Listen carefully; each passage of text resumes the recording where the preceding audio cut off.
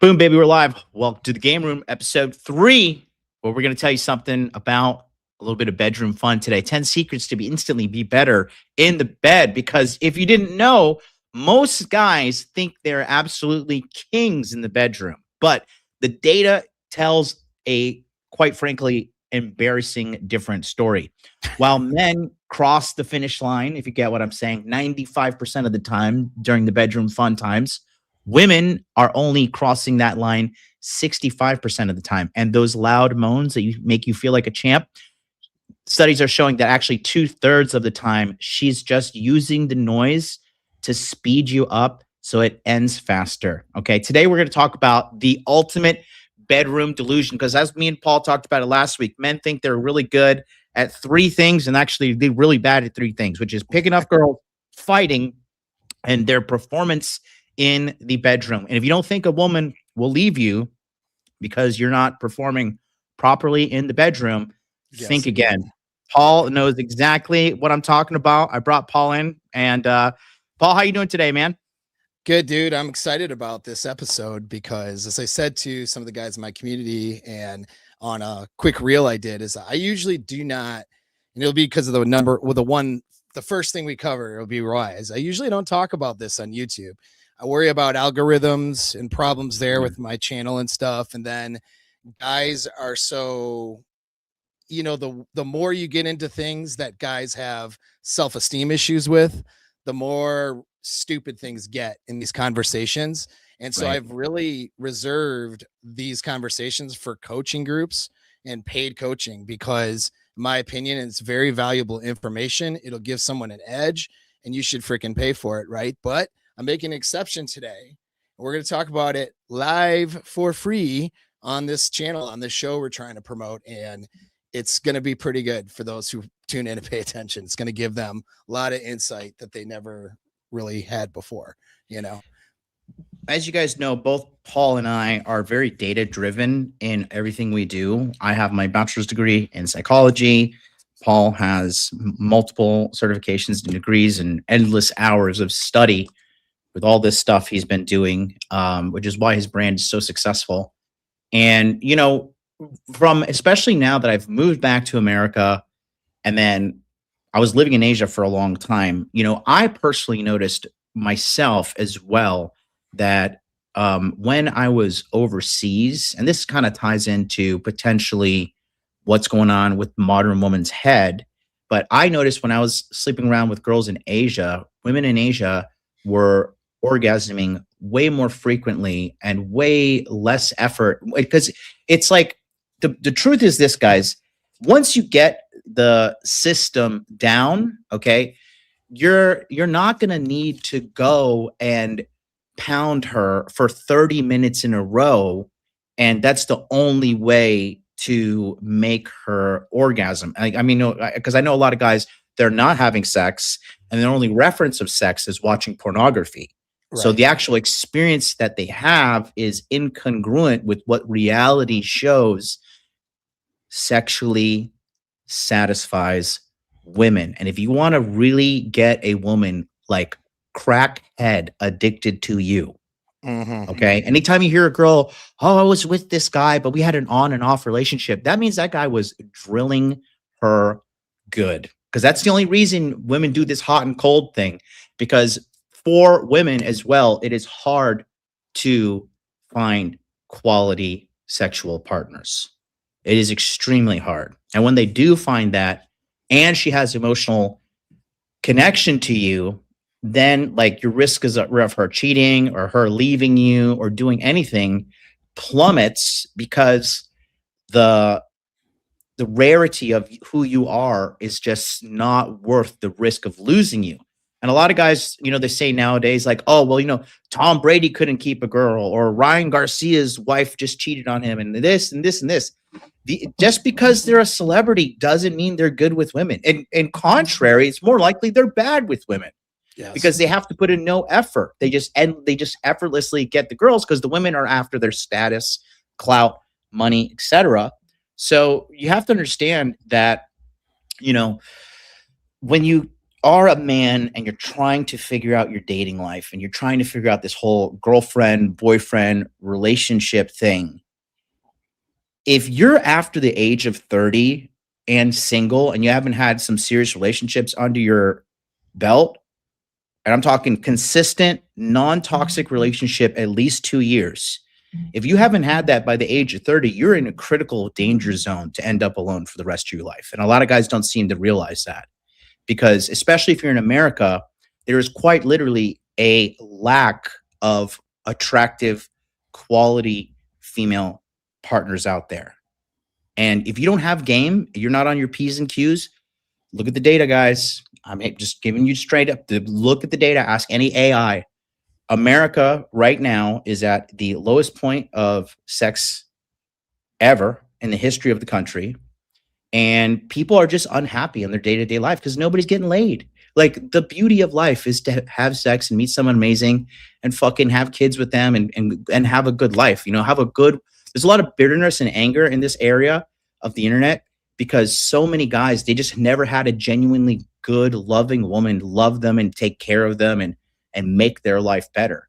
But once you do have those things, like, the quality of your existence just monumentally and exponentially increases, So, Paul, what do you think about that? Am I a lunatic? What does the data show?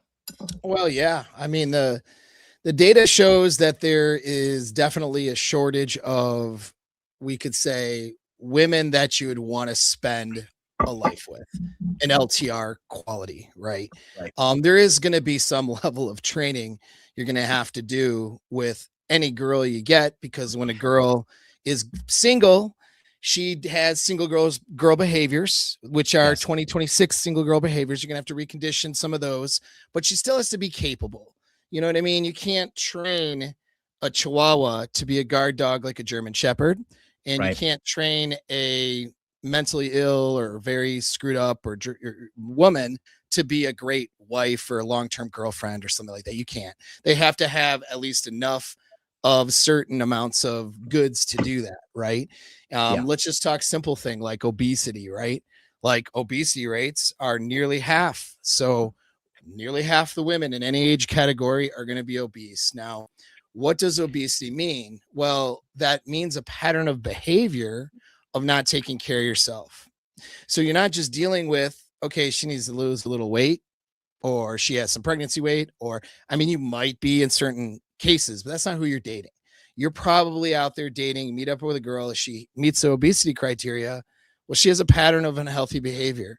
Do you think she's going to turn around and be a fitness model next month, or even be, somebody that you would be proud of? Like, if your friends saw you with her, you would be proud of her, be like, yeah, this is my girl.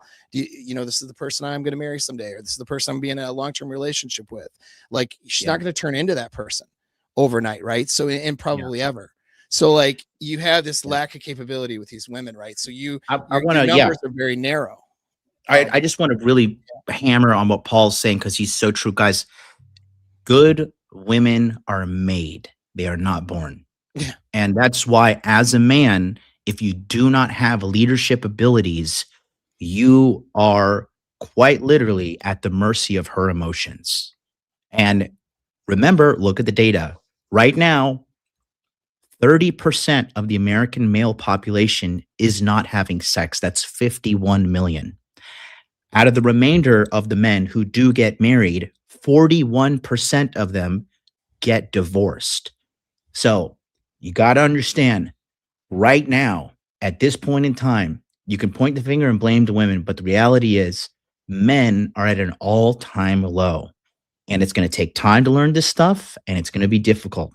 And nobody wants to hear that. They want the quick peptide answer. They want the instant, oh, I just want clout and have endless girls.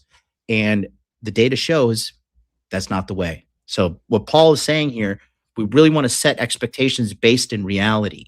And if a guy says consistently, all women are trash, women are garbage, these women are whores, these women suck, these women trash, no, you're bad with women. Yeah, you're bad with women. Yeah. You're That's what very he's on bad the with internet women. looking at, You or know? whatever. Yeah, exactly. Well, yeah. And so it used to be, and we mentioned this last stream, I think, which is that it used to have community. and people would accidentally pair up and then basically, oh, we're getting married now, we're having this, that. You don't have that anymore. So you have to be very intentional now about sourcing women, meeting women in the right places, which is a skill in and of itself. And then what are you going to do when you meet them? So you have to be able to do all these things. And then what are you going to do to keep them? Because the competition is much higher for you now because there's less attractive, long-term relationship capable women out there. So now the competition's higher. Because even though you're not just competing with whatever, you're competing with a lot of guys who want that same girl. You know what I mean? And so what things can you bring that would make her want to stick with you? Well, I got news for you. And this is what I learned as I grew in my development. No matter how much money you got, there's going to be somebody with some more money. Or maybe you're the richest guy in the world, let's say, but then another guy is more jacked than you. Or maybe you're pretty jacked, but then another guy is taller than you or better looking than you. Or this, somebody, if you're looking transactionally, somebody's going to have something more than you. If that's the only reason you're keeping a girl is because of what you can offer her transactionally, you're not going to keep a girl.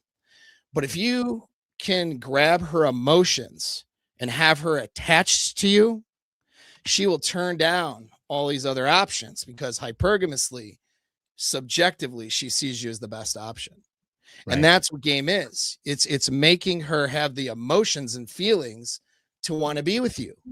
And there's a number of things that go into that. One of those things is sex. The biggest way that you inspire connection biologically is through sex because it stimulates all the neurochemical reactions for feeling close and love and attracted and desire and all those things.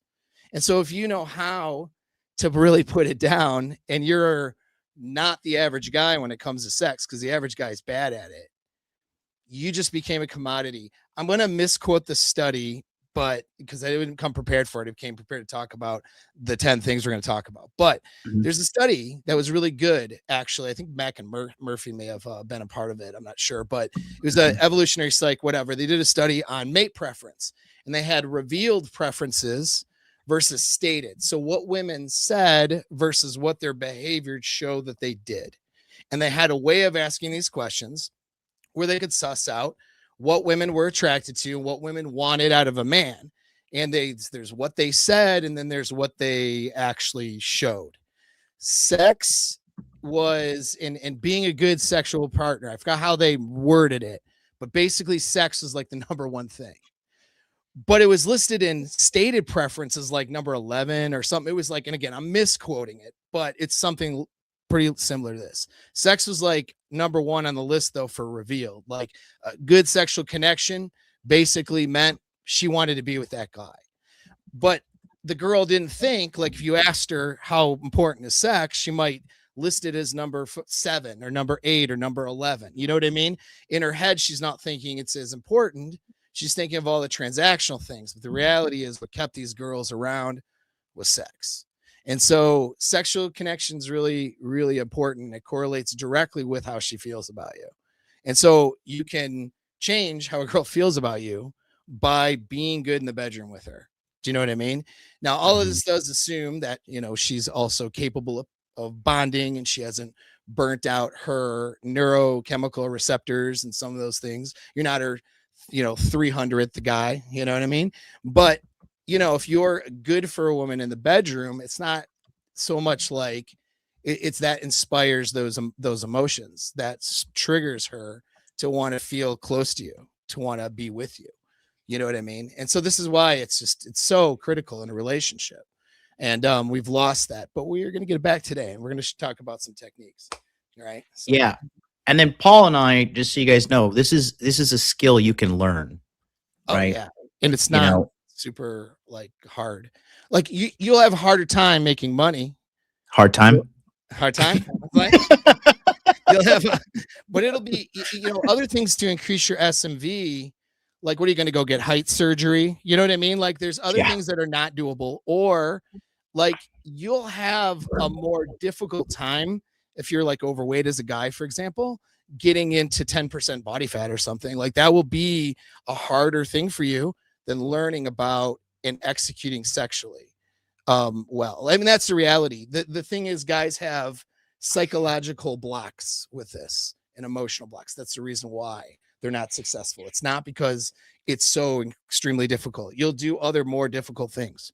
This is actually not that hard. If you can remove your own bullshit, that's the only thing. Was this the study when they measured actual genital blood flow and showed the women studies or pictures rather? No, they Okay. I don't I'll have to look back into the mechanisms. It was a good study, and I just, like I said, I thought of it at the top of my head. I didn't come prepared with it. But You say it was it by was, Murphy? I think Mac and Murphy, but I could be wrong on that. Like, again, I read a lot Okay. of studies too, so I'll mix shit up in my head. And I'm not right now. I got my notes in front of me for what we're going to talk about, but I don't have like Chat GPT or something in front of me to look it up. But it's not that important. You know, we can cover it next time or whatever, or I can clear it up in the chat. But I mean, it was just an interesting thing. It pretty much showed that, you know, basically that the sexual connection was highly important, even though they might say, nah, it's not that important. Do you know what I mean? And I think that what they were looking at was questions related to what caused them to stay in relationships.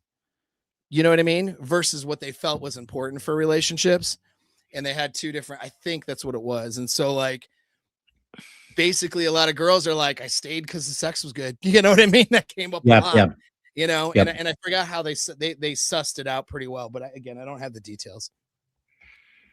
Yeah, the dual mating reality. I think I found it by That Mack might and be it. Murphy. The That dual might be mating it. Or reality. there's another one. Yeah, that might be it. But did they talk about stated and revealed? I don't know. That was another thing too. Like he did a pretty good job at re-establishing strategic pluralism. So for a long time, like strategic pluralism, which was that a woman, in absence of having a guy that is everything, she will split her strategy, which means, do you know what I mean? She settles with a guy who she's less attracted to for provisioning, but she's really attracted to these other guys. And then therefore there's that temptation to cheat or, you know, Right. cuck or whatever, right? So like that's the dual mating strategy, or mating with the hot dude getting pregnant and then, you know, losing that guy, he disappears. Now she's a single mom getting a provisioner who she's less attracted to, and she deceives that guy into thinking that he's the person she's really attracted to, but she isn't, right? And so this dual mating strategy doesn't look favorable on women because there's this deception involved, and so it lost popularity. And David Buss who's great evolutionary psychologist, was pushing the mate switching theory as the reason women cheat instead. And my conclusion is it's both. Like, women cheat for all different reasons. Sometimes it's the mate switch. Sometimes it's because there's a hotter guy and she's just not that interested in the guy she's with. Sometimes it's because she's mentally ill, right? Like, we could go through all kinds of theories, but they wanted some sort of unifying theory that was like the way to to predict or describe most of these situations from an evolutionary perspective. And so mate switching was an idea, which I don't think mate switching again is wrong in certain circumstances. But when Mack and Murphy did this study, it showed no, women pretty much have the dual mating strategy, that the unpopular dual mating strategy is actually true. I have it here. So Yeah. it says Murphy calls, and this is important to connect it to today's episode, and then we'll jump into the letters after, or the numbers after this, guys, the top 10. So Yeah. Murphy covers the evolutionary data showing that historically women needed two things to ensure survival. Number one was investment, resources, protection, aka the nice guy traits. And then the second thing that they need is good genes, health, physical dominance, and sexual competence. But because it's rare to find both in one man, the evolutionary data suggests that women are biologically wired to secure the provider for safety, but will opportunistically sleep with the good genes guy out of pure raw physical and sexual arousal. Yeah. Which in the red pill community had that whole thing, the alpha fucks beta bucks, right? For a Right. long time. And then that got, oh, that's not really true. It's really just mate switching.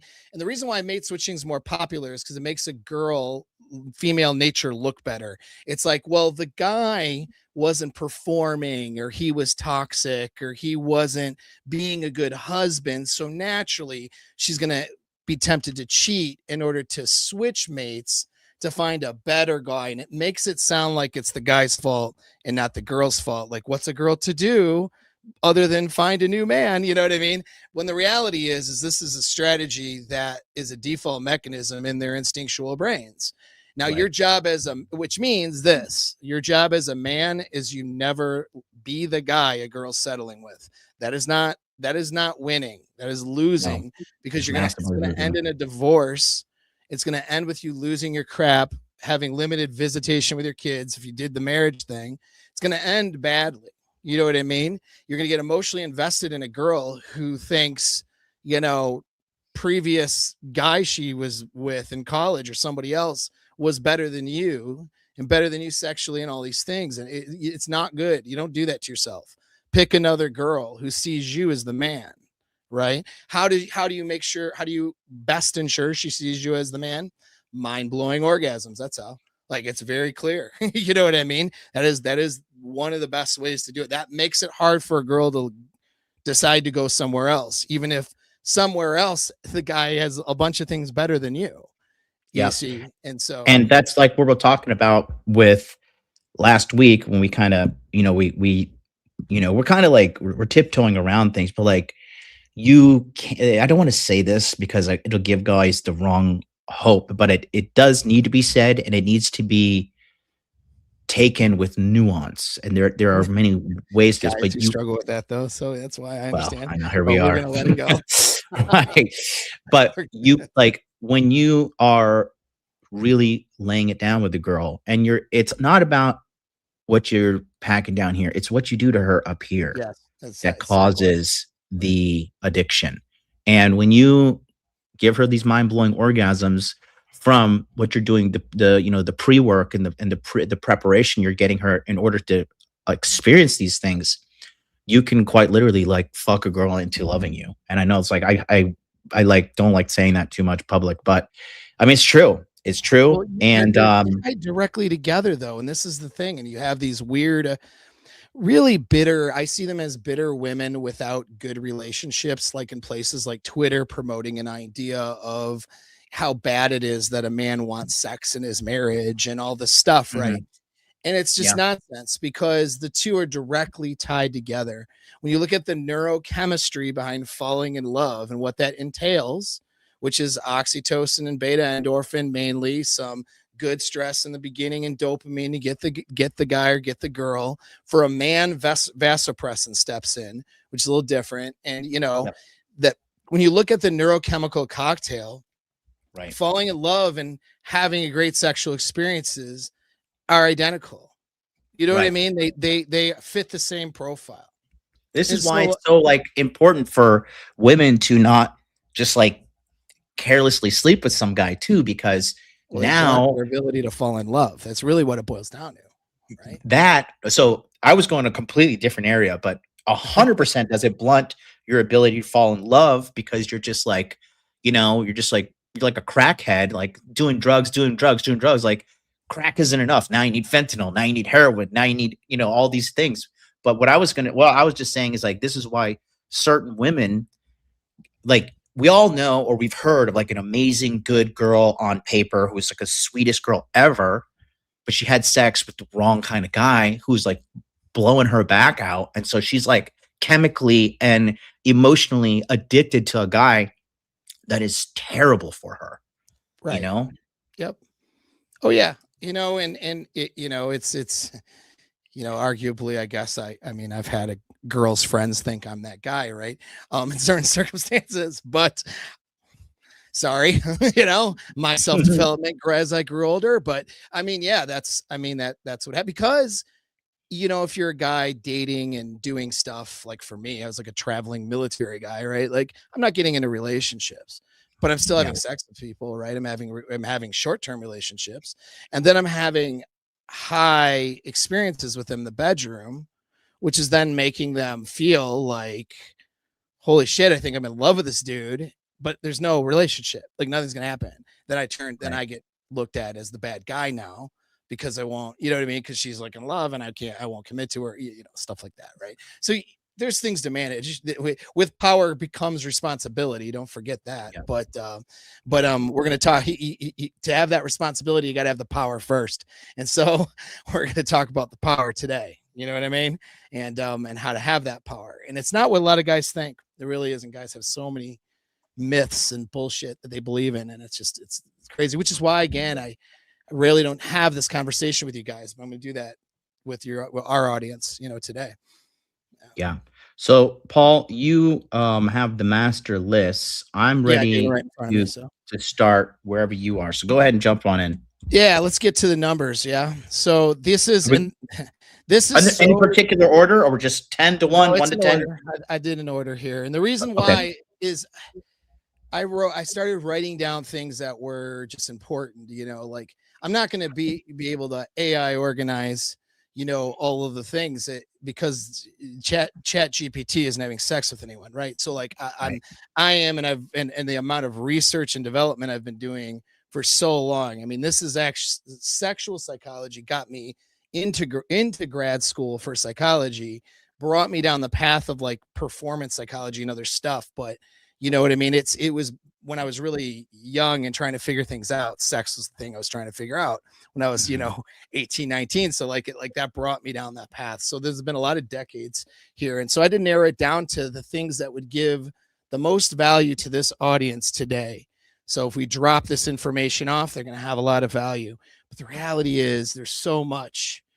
This can get so involved. Like in my community, for example, I mean, that's free to get in the community, but you got to get behind a paywall to get what I'm about to say, is a document on how to control your body, for example.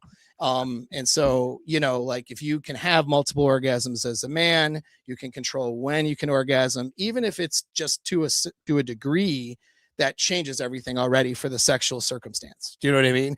Now you can create this experience for the woman and not have to worry about you not being able to get an erection or you not being able to get it up or, coming too quickly, all that stuff that guys will worry about or taking too long, and all that shit. Right. So like, it's like, but that's just one little thing. And that's an entire, not a huge document because most of the things written on that insert like weird shit like tantric spirituality and stuff. So it's all the bull stuff removed but still it's a couple hundred pages. I couldn't cover the entire thing in one stream, like for example. Wow. So when you get into sex, there's so much nuance. The key is to just start improving. That brings us to number 1, which is ego control and killing the ego. Man, like it's just like fighting, right? It's just like you never go in thinking I'm the baddest guy on the planet, especially if you have limited amounts of training, right? The purpose of training in combat is to learn where your weak points are so that you can mitigate those, and not get your ass kicked or get killed. And of course, train the things that you need to train, right? But it's both of those things. If you go to a boxing class or jiu-jitsu or MMA class today, and you're going to find out how bad you suck, that doesn't mean you're going to get killed on the street. It means that you have some information now to know how to mitigate that. If you know your boxing skills are weak, why are you getting a boxing match with somebody rather than, picking up a weapon, for example, like stuff like that, right? It's like, how do I mitigate my problems? And you can't do that if you can't see your problems. And if you have an ego about this stuff, you can't see your problems. So an ego prevents guys from getting better at anything when it comes to this, especially they miss the act of sex is a pure game relationship where you have to recognize what the other person is feeling and experiencing so you can figure out what direction you want to go to create a good experience. Do you know what I mean? For the both of you, you have to be able to know what this girl's thinking and feeling, and girls are not straightforward about that. And so right there, if you have an ego, you're going to come up with all kinds of mental gymnastics to not see what this girl's experiencing. Do you know what I mean? You're not going to know whether she's faking it, not faking it. Guys who go, yeah, I don't care, I got mine. Like you'll see that in the comments. I think there's already one.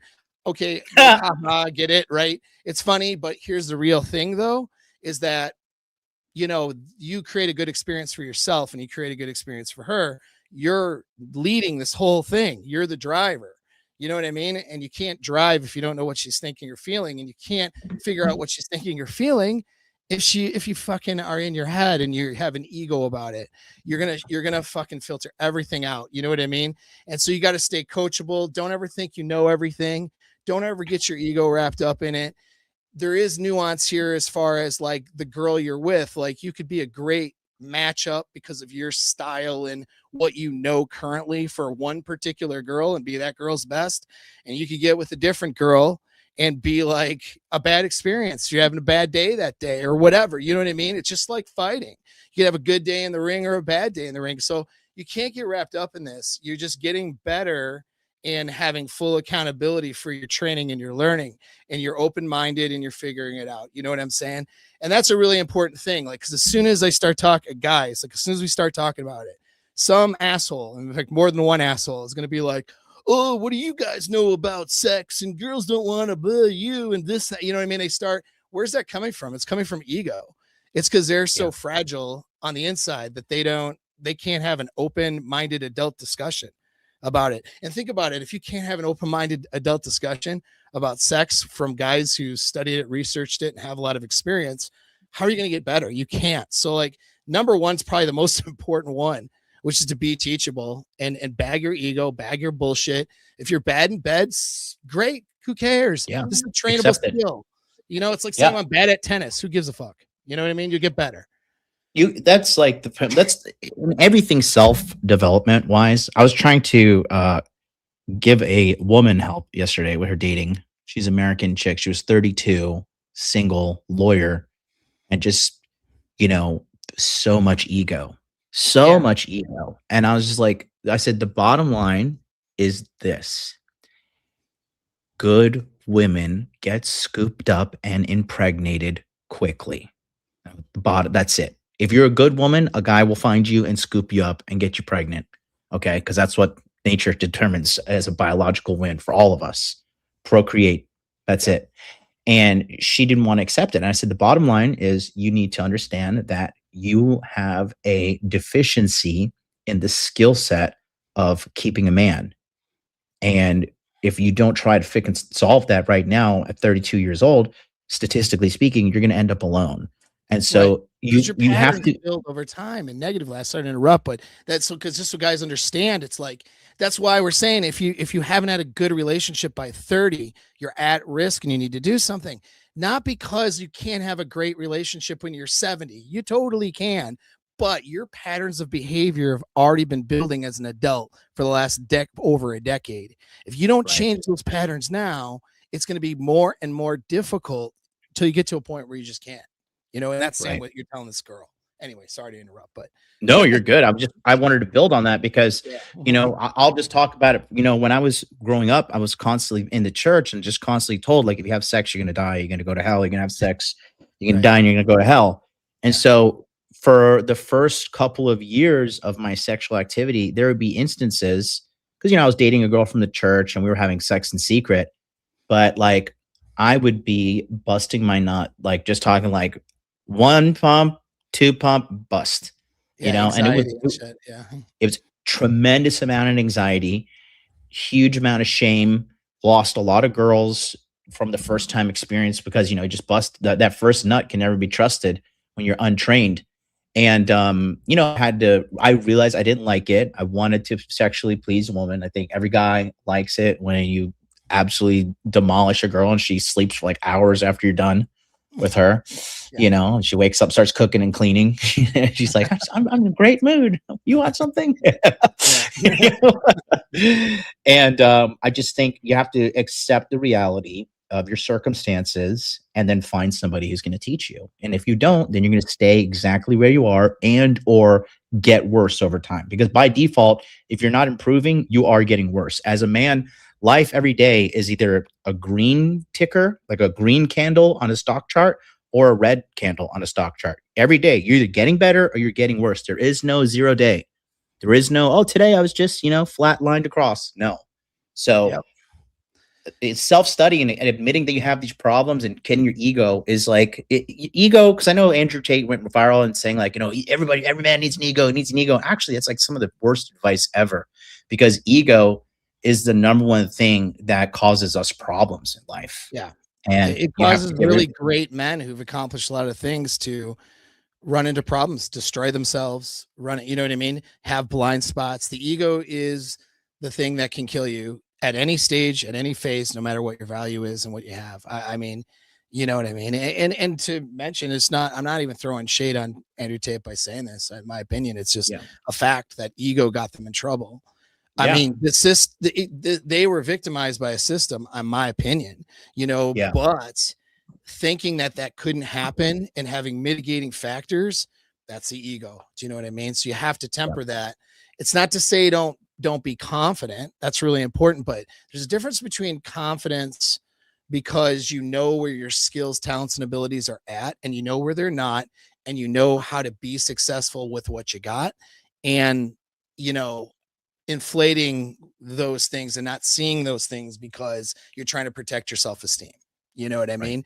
And that's what it boils down to. And a simple thing as far as like sex is concerned, like for example, this is a place where ego will cause a guy a problem. Let's say a girl, like wants you to choke her, right? Do you know how to choke a girl properly in bed?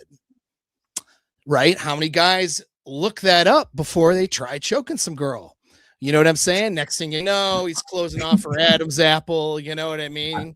It's like it turns into a bad experience. You know what I mean? She's bruised her up or whatever, and not in a good way. It's like there are ways. How do you slap a girl if a girl wants to be slapped in bed? If she likes it like rough like that, there's a way to do it and a way not to do it.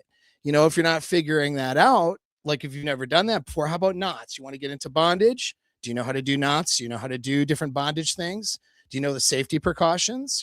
Like these are things to look up, like, and they're not that hard to look up.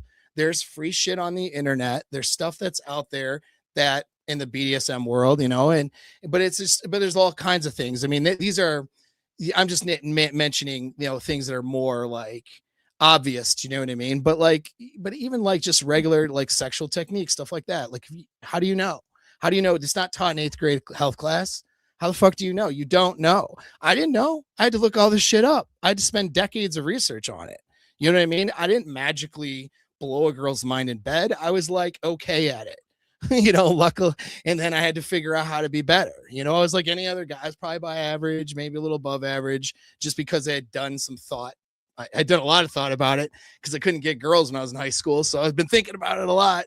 How can I have sex with a girl and make it turn out awesome? So I'd already done some pre-research prior to my first experience, but like how do you know, right? So like, and you don't know just from experience. You can bang a ton of girls, but they're all drunk. You know what I mean? It's mid-level sex. You'll learn Yeah. something, but you're not going to learn a lot of things. There's people in the world put their heads together and study things and figure things out.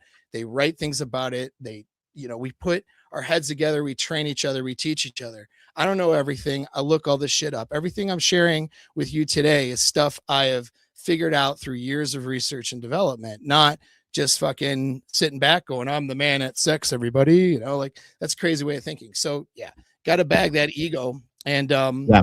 Number 10, control the ego, kill the ego, stay coachable. That's where we're at there.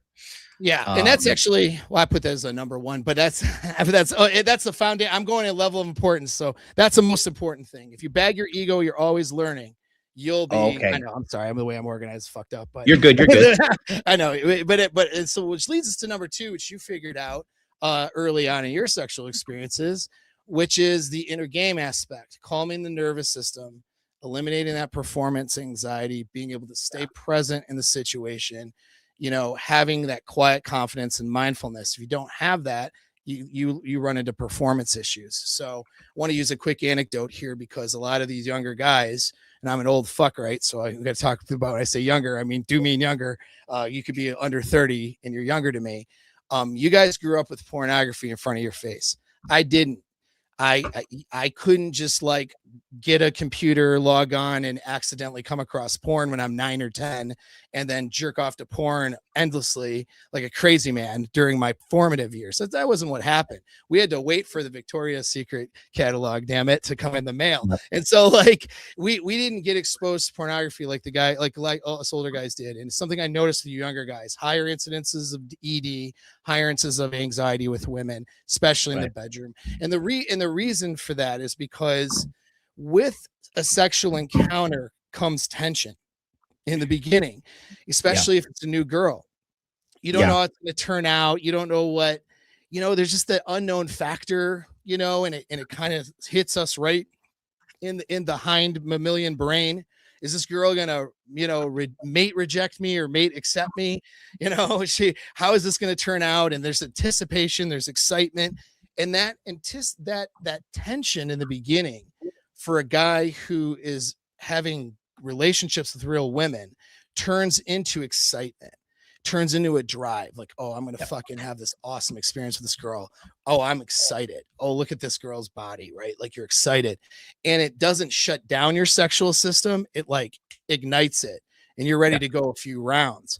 But if you've been doing this in front of a screen, what's happening is you're removing all of that tension in the beginning, removing all that anxiety. So then when it shows up real time with a girl, your body interprets it as survival anxiety, and it takes the blood out of your extremities, and now you can't get a hard on, right? Or you get a hard on, but you can't perform. And so like, this is a struggle with a lot of guys, and you got to be able to train that out of yourself. And, it's longer to explain than this we have in this stream, and probably more boring to explain. It's behind coaching paywalls for both of us, but techniques and strategies to calm your mind and to have that mindfulness and to be able to calm down and to be able to be in the present moment.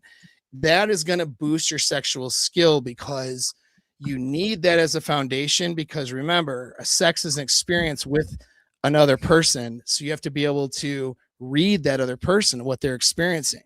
You can't read somebody else if you're in your own anxiety and in your own head. You know what I mean? So like you don't know where to go next. But like if you are not in your head and you're present and mindful and in the moment, then you see when she's responding physically, not just trying to put on a show, but physically her body is responding positively to something you're doing, or maybe negatively. And you can shift what you're doing. You can shift your angle, your tempo, what kind of pressure you use, something called pressure, how much pressure or compression. Compression's another thing. Compression's like the difference between being like, let's say missionary, being close to her, holding her close, being on top, or being separated and being upright, which is less compression. Like, so like there's all these like concepts or whatever like that we're not even going to cover today. It's too much. But you can't like do this properly and figure out, is she feeling overwhelmed with, let's say, the compression and pressure, where you need to come up and back up a little bit? You need to slow down. Do you need to speed up? You need to go harder, softer? You know what I mean? Do you need to hold her hands down because that's going to turn her on? Do you need to not hold her hands down because that's going to get a bad reaction? Like, these are all things that you can't figure out through just psychic powers. You have to be able to read somebody, which is why good game and pickup skills is an indicator of being good in the bedroom. It doesn't always translate, but a girl perceives it as that, because good pickup skills involve being able to read the girl and being able to, respond appropriately and make her feel different things, right? And so like that, girls are always subconsciously translating things that you do to sexual experiences, whether they share that information with you or not. So this is why being a good dancer, for example, correlates to girls being turned on by that, or being physically capable correlates to that, or having good charisma and wit and being able to change the girl's emotional state, that correlates to the bedroom. You know what I mean? And so, but you can't do it if you're too nervous. That's just it. If you're too much in your head, if you lack confidence. Why do you think confidence is one of the most like attractive qualities across the board, right? It's because it alludes to a guy being competent, but not just competent in doing what? Holding the door for her, driving a car. No, in the bedroom too. You know what I mean? So a confident man, she feels when she's in the presence of a confident, dominant man, she feels like he's going to handle her pussy right in the right circumstance. You know what I mean? That's how she feels. If she's around a guy who's fumbling around and isn't confident, isn't dominant, doesn't know how to make a decision, what do you think's going to happen in the bedroom? Yeah. No, those things, again, they don't always directly correlate, but they usually do. And a girl knows it. Girls will tell you if you have conversations with them about these things. So that was number 2, is the inner game stuff. Sorry, I'm talking Yep. a lot. If you want to. You're good. No, it's good. You're on roll. Good. We're gonna go next to number 3, which is, again, it's all about, like, I think a lot of guys are thinking what you need to do to the girl, but as you continue to listen to our list, everything is related and all about you, Right. It's right? building your skills. You can't control the girl, Right. per se. And some of these girls, they truly do lack the ability to orgasm. Some of these chicks are just cooked in the head, Yeah, some do. right? Some do. So Right. that is also a part. So you want to go to number 3? Yeah. So number 3, body awareness. So when you can calm yourself down, part of calming yourself down is controlling your physiological state. Well, the act of sex is a physiological act. If you can't control, or you don't have some mastery over your physiological state, it's going to be hard for you to create good experiences in the bedroom, because even if your dick is just standing at attention, you don't know when that's going to change. You don't know when you're going to run out of breath. You know what I mean? You don't know when you're going to orgasm, and that's going to be it if you can't control your orgasms. So you have this uncertainty about yourself, which means your mind goes there instead of into the experience and into the girl. When you are not worried about yourself at all, and you can just your performance is fine because you have good control over your physiology, then you take that off the table. It's not something you have to think about. And now you can fully experience sex for yourself. It's a much better experience. And for her, you create a much better experience, because now you can pay attention to what's going on and all that sort of stuff. Right. And so, yeah, being able to control your body is really important. Now, yeah, sure, they got drugs for that, right? You can pop Viagra or whatever, but that's a diminished return over time. Eventually bodies get resistant to that stuff. And plus, there's a lot of cases like because guys are, we're getting ED drugs, but then they're not working on them. They're failing to work. So that's something, and something that can happen. So you don't want to be reliant on that. You want to learn how to control your body. That's why I created that document in my community. That's why, you can use that. Or you can do some research, but even just controlling your anxiety and being in shape. So for lack of having practice on multiple orgasms, which is something you have to train your body for as a man, with lack of having that, right? Good nutrition, good health, good diet, being in shape, not having too much body fat, cardiovascular shape, right? So actually do cardio. Don't just lift. Lifting is great. Obviously, I do it more than I do cardio, but I mean, you got to maintain that cardio and just be in good physical condition. If you're not anxious and you're in good physical shape, you're going to have, I'd say, 60 to 70% of this area covered. To really close the gap would be to learn how to, do multiple orgasms, stave off an orgasm, have control over that part, right? Which is, I don't know, that takes you to like elite levels. But to be better than most dudes, just being in shape and not being anxious, so you can pay attention to your body. You're like, oh shit, I'm about to pop, and she doesn't seem like she's done yet, or like I don't think I'm finished with her yet, and I'm about to pop, and I don't know if I'm going to continue. All right, cool. I'm going to switch positions. Do you know what I mean? All right, I'm going to take a pause now and play with her, withdraw, go down on her, even do whatever you want to do. You know what I mean? And to give yourself that break. There's a lot of tactics and techniques that are easy to employ when you are out of your own head and you have good physical conditioning. And I'll tell you one thing you guys can do that helped me is just like a little technique. But when you're feeling like you're about to bust your nut and you don't want to, pull your dick out and grab the tip of your penis and squeeze it.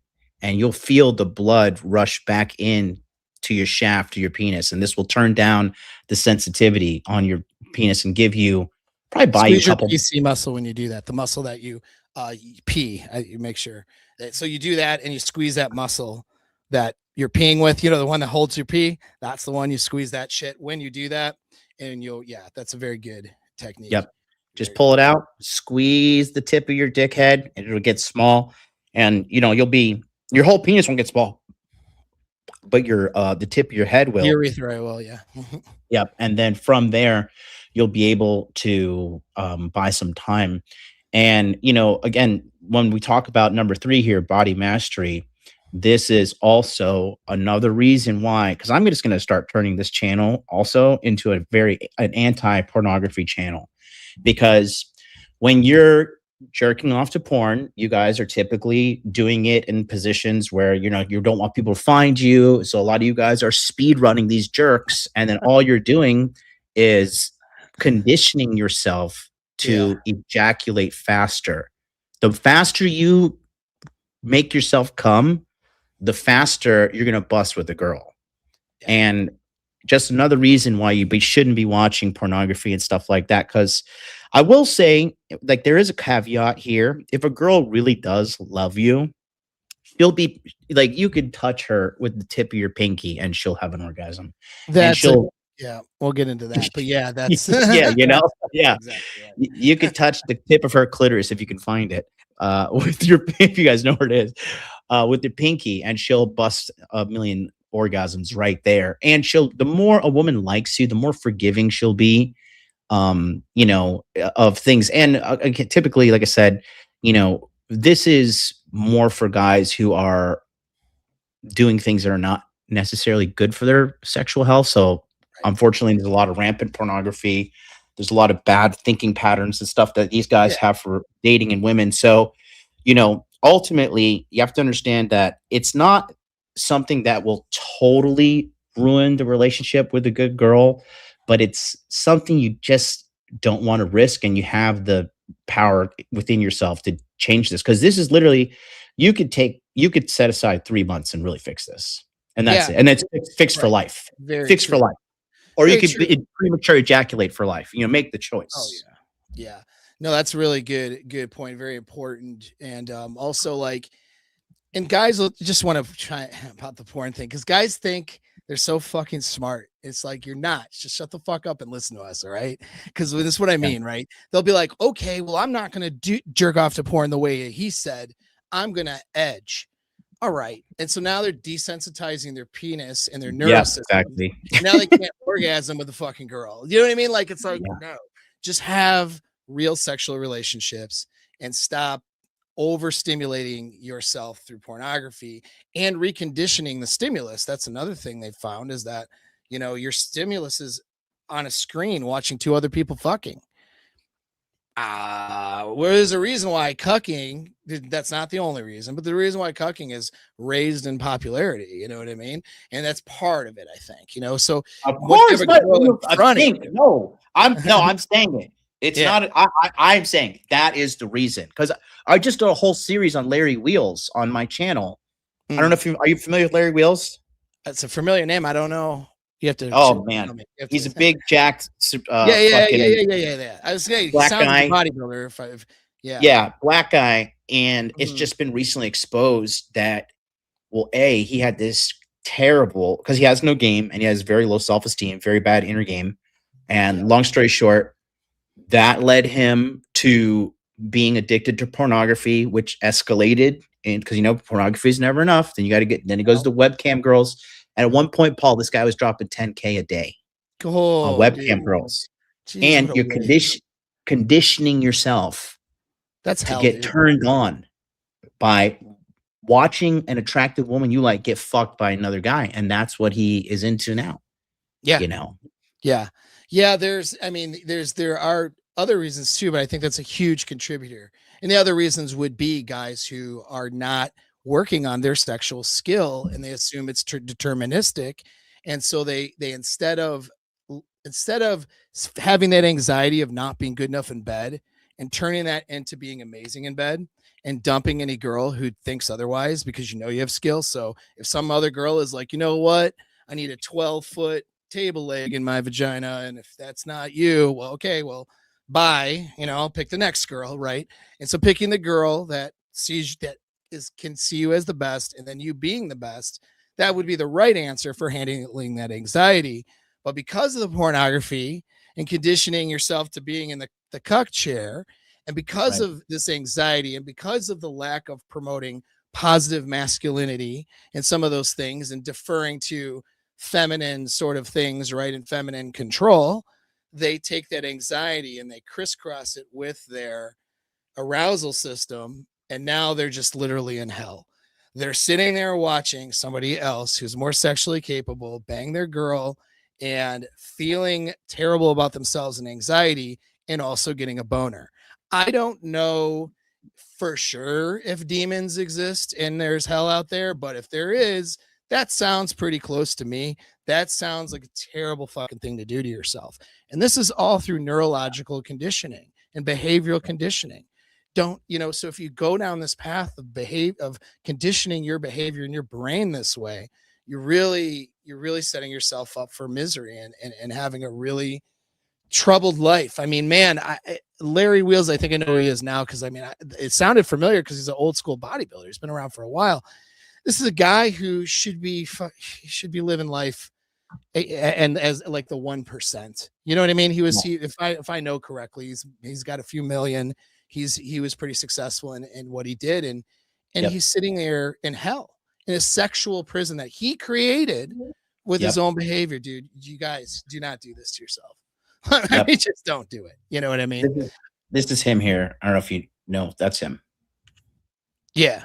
Yeah, that's Larry Wheels. And so now he's married to a woman who, on top of all this humiliation ritual he's been living through, Yeah. she treats him like dirt. He recently got her a Bentley, and she was complaining because the Bentley was $370,000. Yeah, And she was complaining because of the orange leather wasn't what she wanted. Like she wanted burnt orange leather seats, and then she was complaining about it. And I was just like, bro, what the fuck? Like, this is just crazy because I look at the mainstream American male right now, and these guys are all terrible with women. Clavicular, terrible with women. Right. Aiden Ross, terrible with women. Larry Wheels, terrible with women. Logan Paul married that chick, God forbid, terrible with women. Like the list just goes on and on and on and on. And to be like a guy with a half happy, healthy, good sex life and the ability to lead and guide and mold a woman into the good woman that she's supposed to be for you is now a top 1% of 1% skill set. I think, at least. Oh, sure. It is. Well, what's funny is it's actually accessible to everybody at any income level. Right. It's just that the more value a guy gets in these other areas, the more he's going to avoid getting good at this. And again, it's just like fucking fighting. The more privileged a guy gets, the less likely oftentimes he's going to go take a class on how to learn how to fight or figure that out. You know what I mean? Now, there's some people with self-awareness who will go, you know what? I need to learn this, so I'm going to go do that. And they're very successful and they decide. And that's great. That would be the right choice. But most people who are very, very successful, as they get more successful, they avoid this shit. They think that they can outsource it through their status and money rather than solving the problem for themselves. You know what I mean? And it doesn't matter. Like if Jeff Bezos hasn't learned how to fight, he's missing out. There's a whole thing that does to your inner game and your psychology that money, that status, and a lot of things cannot do. I firmly believe that from a number of experiences. For another stream, because that's a big topic. So, but the physical mastery is accessible to everybody, right? Yes, and the physical mastery, not abusing your body, because that's what you do when you're excessively masturbating and watching porn. You're abusing your body, and that's not something you want to do. Number 4. This one's an easy one, but I'm starting with the base. Everything has a foundation, right? So foundationally, you're ready to learn. You're a good student. You're working on not having sexual anxiety and being present mentally. And you're also working on that body awareness so that you understand what your body's doing. The next thing is when a girl looks at you or when she goes to your place or when she meets up with you, Is she looking at a guy that she would want to have sex with? When she goes to your place, is she going to have sex in a place that feels good to have sex in? Or are you on top of, cum rags and dirty laundry, and you don't smell right because you don't know how to take care of your hygiene, and you need fucking, I mean, some of this stuff can be extreme, and I hope people listening are not that bad off. But guys don't think about the logistics behind sex. And you got to Yeah. think like this, right? Like, people do things because the environment and situation lines up for them to end up doing those things, right? And that includes a girl having a great sexual experience or an orgasm. We know from things like, the Milgram experiment or the Stanford prison experiment, for example, how much the environment and the look and appearance of a person influences how someone treats them. And the Right. Milgram experiment, when someone has a doctor's coat and they're going into some official place, they're more likely to comply with that guy for authority. If they had showed up to somebody's apartment on a college campus and some bro is like, okay, now electrocute this guy, you know what I mean? Like, no more people would have been like, fuck you. What do you mean electrocute this guy? You know what I mean? But because of the perceived authority, what gave them that perceived authority? The environment, the way that they looked. So similarly with sex, do you look like somebody who she'd want to have sex with?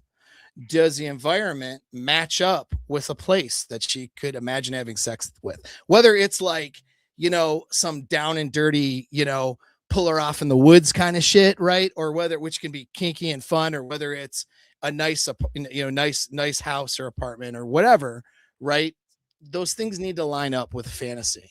And so you got to take care of the basics are taking care of your appearance, your hygiene, and planning out logistics. When you guys go on dates, you should be thinking 3 moves ahead, like a fucking chess game. Where can we go from here so physical activity can happen? And if you're not thinking that way, you're going to lose sexual experiences. And not only will you lose that opportunity, but then in the sexual experience, it won't turn out as well. That's the other part. You know what I mean? So like, if she thinks, and this is where we get into the next thing, sex is between the ears, not the body. This is why, I mean, I am going to have a sexual psychology course probably this summer. It's a lot of notes. It's so much information. How do I deliver that information? What's important? It's just like with this video. There's so much information that we've deduced it down to just a few important things that will deliver value, right? But yeah, sex happens between the ears, and this happens psychologically. This is how a girl comes within 60 seconds of you having sex with her. You know what I mean? Because she's built up so much tension that by the time the event happens, it's like, poof, it's like a truck, right? And so like shaking a can of soda, right. Literally, yeah. And so like, to create that experience, that involves a lot of things with your game beforehand. And a lot of that involves, it starts with looking the part, smelling good. That's a big one. It smells.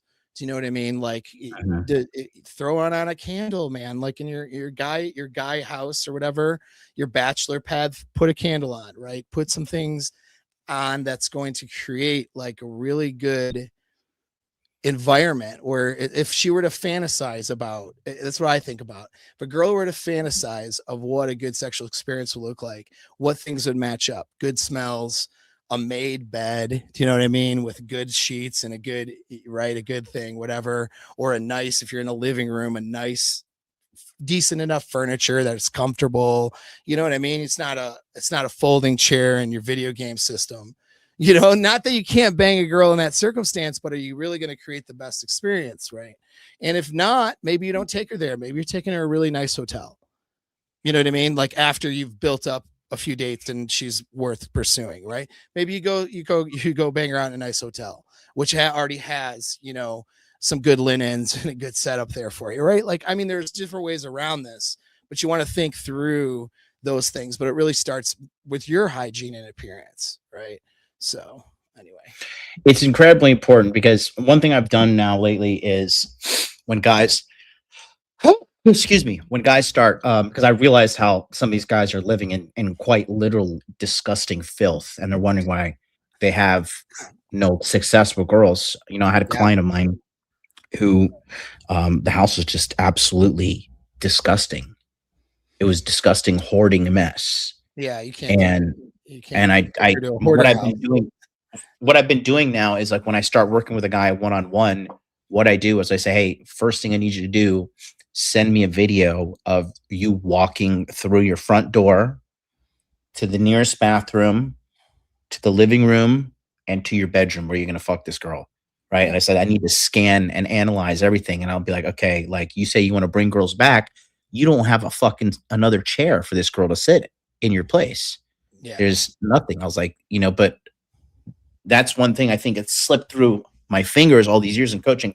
I only started doing it like about last year where I'm like, because I started working with guys and then I was just like, whoa, a lot of You these guys. assume they got this shit covered, because it's so basic. You're like, well, there's no way he's gonna bring a girl home to a fucking, fold up chair and some fucking carry out from last week on the floor and in a PlayStation. Like, there's no way, right? And then you're like, wait a second, Actually, there is. Actually, there is a way. and for the older guys, the guys who do have it a bit together, but who are in relationships, how many times you guys, busy day, coming home from work, you roll over on a Tuesday and you try to put it in her and she's like, I fucking don't want to, and then you're like, okay, like, are you creating an environment for her to feel like she's in a good sexual environment? Is the bedroom kind of messy because you guys, or is it nice and clean? Like,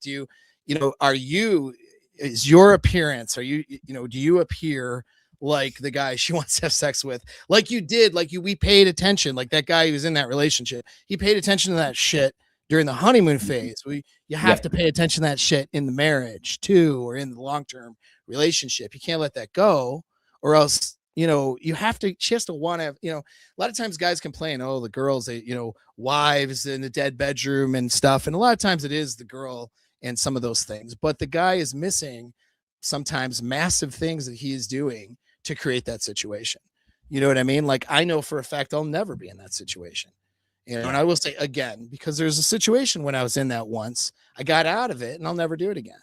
I will never be in a dead bedroom relationship, but there's a number of things I do to make that not happen. And being sexually attractive is one of them. I don't care if you've been with your woman for 30 years. If you're not doing your best to show up and be attractive and create a good environment where sex is going to happen, and it doesn't always have to be a big production, but just a little bit of effort, like you're doing it wrong. You know what I mean? And that's where guys get complacent. Yeah. And I think a lot of guys, let's go back to complacency real quick. Like a lot of guys, they want to consistently blame women and paint women as these bad individuals. But the reality is a lot of these, like, when the guy says, oh, the divorce came out of nowhere and blah, blah, blah, like, well, guess what? You're a dumbass. You suck with women if you didn't see that coming. If you're not if you don't pay attention to, like we said earlier, like, the woman's body, like day to day, I can tell by how my girl picks up her cell phone if something's wrong with her. You know what I mean? I could tell how she texts me, or I could tell if the way she says something, or I could just feel her energy. And I'd be like, all right, what's going on? I'm like, come on, we got to talk. No. Stop what you're doing. Listen, honey, I know something's wrong. I'm not stupid. Okay. Yeah. So we got to sit down and talk this out. Most guys, when you hear all these nightmare stories, oh, this girl cheated on me. Well, how did you meet her? Oh, well, she was cheating on her boyfriend with me and 3 other guys from the gym, and she chose me because I'm the alpha. No, she chose you because you're the biggest fucking idiot, and that's why. He's like, oh, this is the dumbass I could pull a fast one on easily. Yeah, right. Look at this Mark. Look at this dumbass. You're just so happy a girl touches your little pee-pee other than yourself in the room when you're jerking off the porn. So these things, like because one thing I don't like, one of the number one things that I'm disgusted by is a man who lives in fear of a woman. Oh God. Yeah. There's so many guys, you know what I mean? But here's the thing. Girls will tell you that this is true, even they don't want to admit it. But if you get a girl have a real conversation with you, she'll tell you it's true. If you're a guy who expects to be respected and awed and looked at that level, but you're like fucking mid, right? Like she's only had a few orgasms with you out of the 100 times she's had sex, right? And she likes you, but for different reasons. And the guy 3 boyfriends ago, that guy was putting it down and like making like that was her top sexual connection.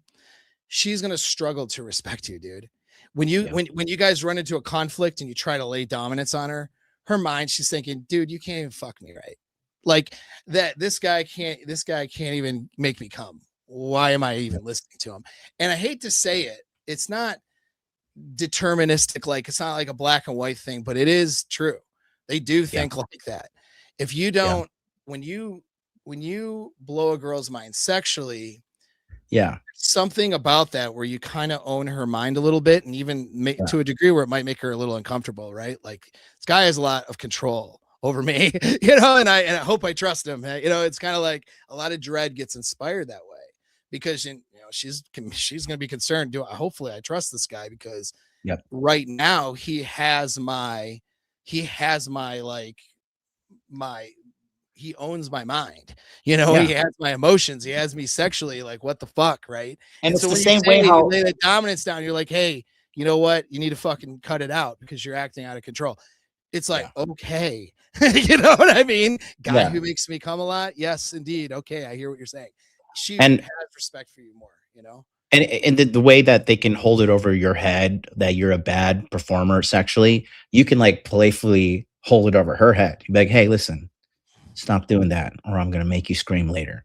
Not that this is, something you don't want. Like, just little things like that that you constantly remind her that you're in charge, and not like in a power hungry, like I'm in charge kind of way, but an Yeah, indirect. if they're really in charge, don't need to do Yeah, that. exactly. All right. you know but when you just kind of communicate to her that everything's going to be okay, and that things are under control, she's going to just respect you way more if you are a respectable guy. You have respectable traits. Now, we shouldn't tolerate disrespect from anybody, right? That's Of part of having a course. good frame.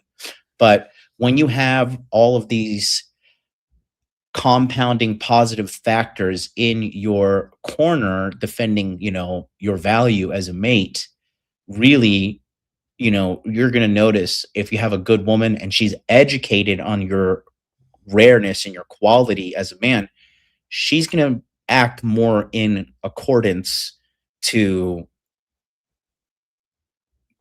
having like good behavior and falling into your frame versus causing trouble, causing chaos, causing turmoil. And you don't want any of those things at all, because life is hard as it is. The last thing you need is some nagging animal of a woman terrorizing you and ruining your life. Yeah, So that's something seriously. you have to understand.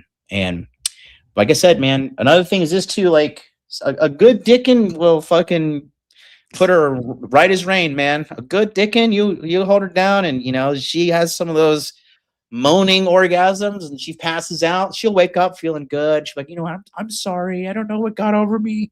Like, let me cook for Well, you. it's a natural antidepressant, orgasms. Here's another thing, although you guys got to be careful you don't have an accident, okay? And make Mhm. sure it's only with an LTR, not somebody I who's I know where you're going with naked this. I was on. gonna. You I know was where I'm waiting for you going. to say it. But go, go, go, go. All right. So when she's on, all right, this is like a little like nugget, okay? When you don't want to get her pregnant, so understandably, but when she's on her period, on her cycle, nut inside of her. Okay. The Yeah, reason why it's a natural antidepressant.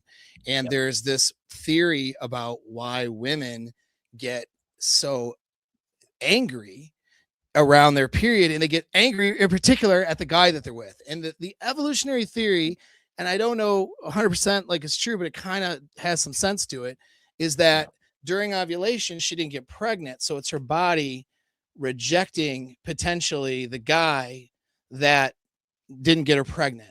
And so it's making her feel like it sends in psychological signals that this guy didn't get you pregnant, so be mad at him. You know what I mean? Now, mhm, if you nut inside of her, there's two things that happen. One is they've done the research to know that it's a natural antidepressant. It's a yeah, it makes them feel euphoric. It is a serotonin hit. Okay, serotonin is compromised during their period and when they're having hormonal cramps and stuff, so they don't feel good. Your sperm makes her feel good. On top of that, it signals her body from an evolutionary perspective, this is a long-term mate, not just somebody who tried to get you pregnant and failed.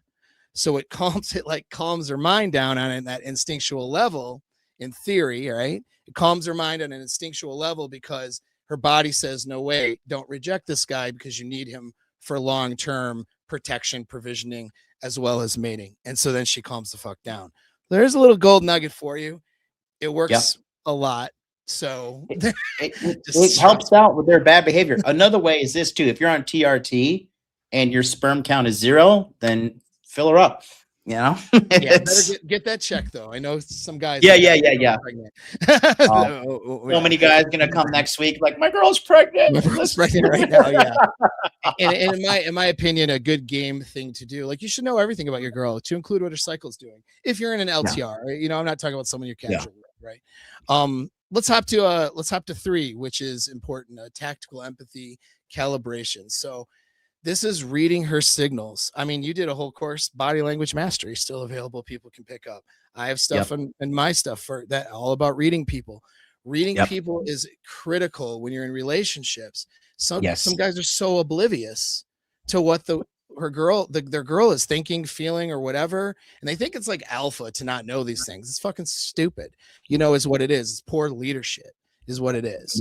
And being like, oh, I never understand women, like that mindset. Like, no, dude, like she wants to be heard and understood and felt by the guy that she is relying on for her success in life, sexual success, all those things. Her identity, if she's in the LTR with you, particularly, her identity is wrapped up in you. You run into conflict and problems if she thinks that you don't understand anything about her. So you got to be paying attention, but this includes even in the pickup phase. You got to pay. How are you going to get a girl to bed if you can't pay attention to her, right? And so that paying attention and people reading skills is critical, and that game skills are critical because that allows you to build the tension you need. So she has that built up in her head and has a really intense experience by the time you're inside of her. It's all that stuff before. And then during the act, of course, being able to pick up on her signals is really important. And that's why I align these in these numbers, because if a guy is like not in control of his own body and has a bunch of anxiety and all this stuff, he can't do this very well. And it's going to really hinder that ability to perform well. You know what I mean? And so you can't be top tier sexually if you can't read her body and her signals. And some guys who might be decent at reading, people who are anxious and their inner game's not good and their body control is not good. Well, they're not going to do it in sex very well. Do you know what I mean? So like in order to be able to use these skills, you got to have the foundations, but you got to develop these skills. Don't listen to dummies on the internet who are going to be like, who cares what a woman thinks? And like that bullshit. Don't do that because it's going to fuck your game up. You know what I mean? You need to know what she's thinking, experiencing, or you can't lead the experience into her having a good experience. It's going to be maybe by accident at best, So, So number 6 is, so I'm going to read real quick. So number 1, most important, ego control the ego. Number 2 is your inner game, quiet confidence and mindfulness. Calm yourself down, get rid of the anxieties, figuring out what's going on, what's causing you to be anxious. Number 3 is controlling your body with body awareness. Stop abusing yourself with excessive masturbation and pornography. Number 4 is hygiene and appearance. Make sure your house is good, you're good, you look good, you smell good, the place is clean, you're clean. Tactical empathy, that's number 5. We just covered that. Read her signals. Know how to read in between the lines. If you don't, you're going to end up screwed like the majority of men today. Because again, remember, 30% of men right now in America not having sex. Out of the remaining 120-ish million of men, about half of them are married, and then 41% of those marriages end in divorce, and the majority of guys are just like, I didn't see it coming. Where did this happen? So you got to understand that if you're not training yourself to read in between the lines, read a woman, body language, tonality, her texting behaviors, her how she speaks, all of these things, they will compound into increasing the already likelihood that you're going to end up sexless and alone if you don't get the stuff. And like that's just where we are. Anybody tells you otherwise, they don't know, they're lying, they're grifting, and they want to fucking sell you some crap that doesn't work. So, which leads us to number 6, which is dominance and leadership. Whenever I don't know if you guys have been noticing a pattern, but I've been telling you guys, men have to become leaders to have a successful relationship. If you report to your girl, if you're afraid of your girl, if you're afraid of correcting her bad behavior, or she runs the show, she does not respect you. Yeah. She's just there tolerating your stupidity. If you ever see all these women on the internet complaining about their husbands in America, it's because these guys are bumbling fools. The amount of guys that I see that are like, oh, I just make my paycheck and give it to my wife and let her handle it. Really? You give your money to the most financially irresponsible person you can give it to, a woman? Like all the data just shows you that. And then they're like, I don't know where the money went. I just work. And then oh, I got divorced. Oh my God, I'm ruined. I'm 45. I have no money. My kids are gone. They're victims, all right? They're walking victims because they're not leading. And when they tell, and it's not, I'm not trying to shame guys, right? Because I got guys, they come, we have guys, we do, Masculine Empowerment Network, or, we do some of my longer coaching programs. Oftentimes we get a guy with a victim narrative because he's not control of his life or a situation. And right. Our job is to turn that around for that guy. So I'm not sitting here trying to shame guys, but I am trying to wake you up a bit. That's what we're trying to do, which is the fact that most guys, a lot of guys, when they talk about this shit, they're talking from a position of victimhood and not being in control. They talk from a position of being in the woman's frame and in a very bad way, and not having any control over their situation. Like you said with the money, it's like, oh, like I don't know where it's going. I just work. I just do this. I'm doing all the right things and obeying the leader of the house, which is, the woman here, right? It's like, no, that no woman wants that shit. They don't. They're not fucking wired for it. Don't let feminism not lie to you, and lie and don't let them perpetuate this lie. When a woman is with a guy that she trusts, who takes fucking charge, she feels like, oh my God, where has this guy been? I feel so much better about everything. You know what I mean? She might have some poor social conditioning that's going to cause her to like react weird, to leadership sometimes, whatever, she's capable. She'll start to, feel it out and figure out that just because a man's leading, that doesn't mean she doesn't have value. I mean, like being your most trusted advisor and the person that you're with is hugely valuable. You don't have to be in charge to be valuable, right? And so but you being in charge is so critically important. And no girl wants to, a lot of times they LARP it and play it. Like the girl will be like, okay, now take charge of me. Hold my arms down, it's like, and it doesn't work too well because the guy has to be the one doing it. The guy has to be like dominant. Hey, come here. You know what I mean? Take and start undressing her, whatever. You know what I mean? He starts initiating all these things. He starts moving through these things. Then, like after the sexual experience, having that, I call it an after action review, where you talk about it, what you liked, what was good, if there's anything that wasn't, that felt weird or whatever. And you're just like looking at like a play review, right? And then you as the leader are logging that information for the next experience, and you're building experiences, but she wants you to lead that shit.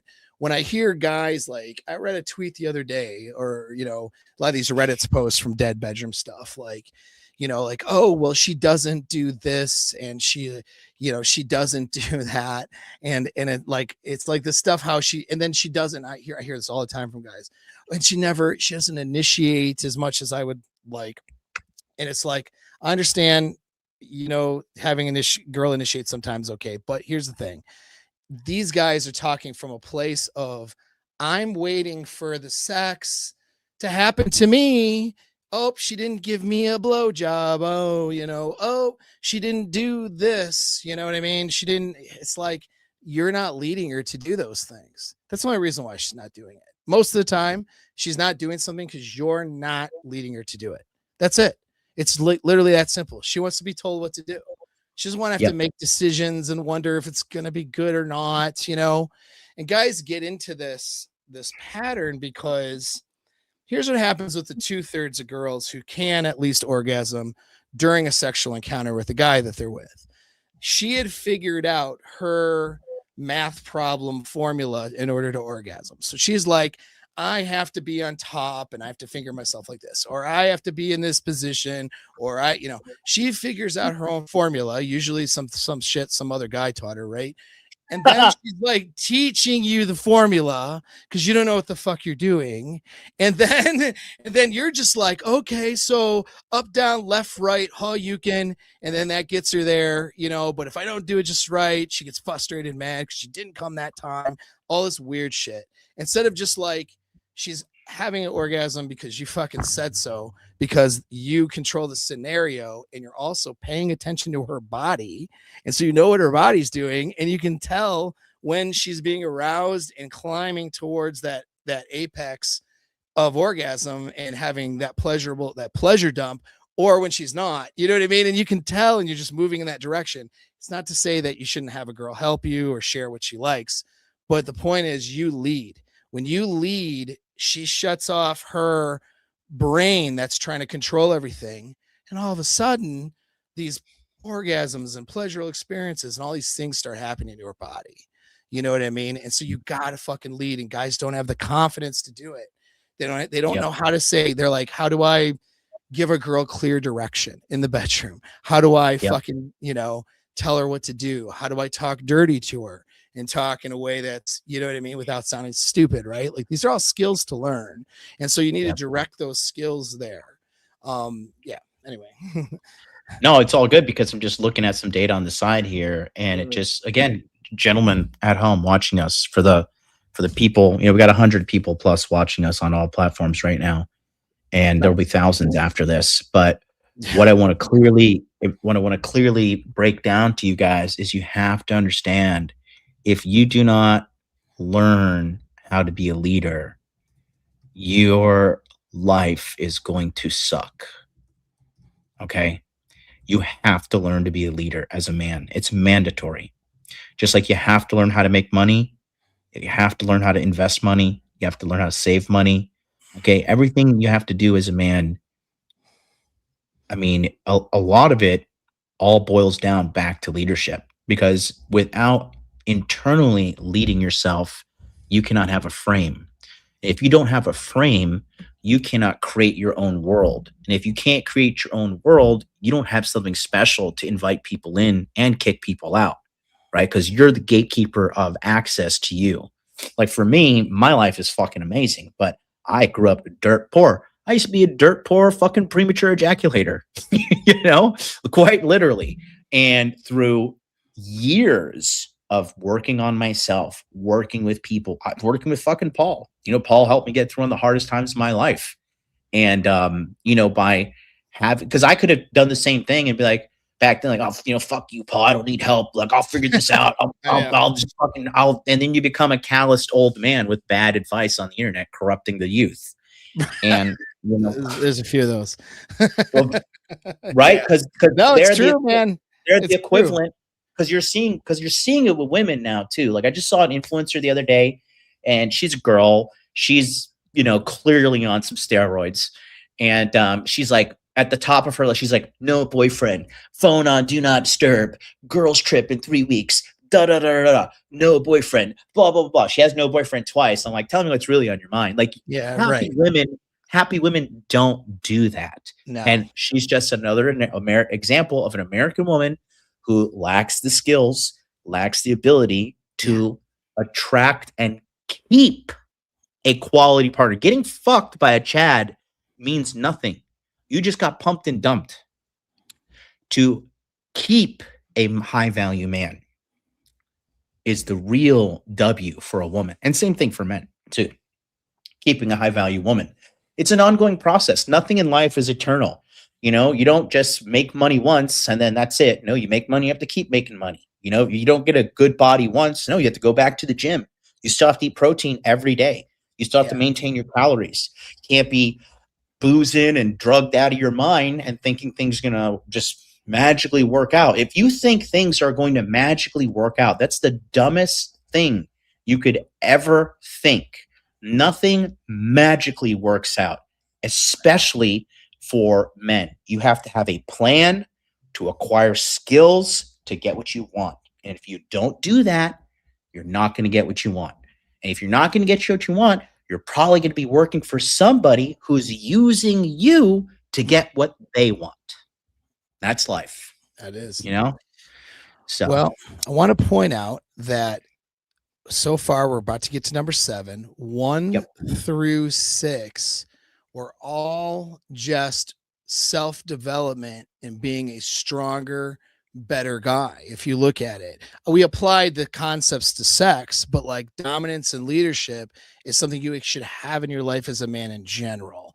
Being able to read people and persuade others and understand what people are thinking, that especially people that are under your care, that is the evidence of being a good leader. You're just applying that to the bedroom.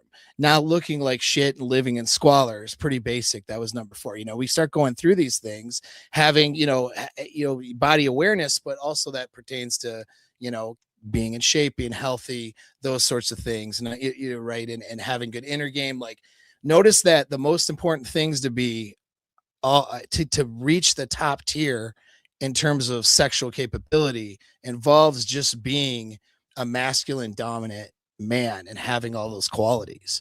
That makes you sexually attractive. That takes, regardless of what your height is, regardless of what your facial symmetry is, regardless of, even your money situation, some of these other things.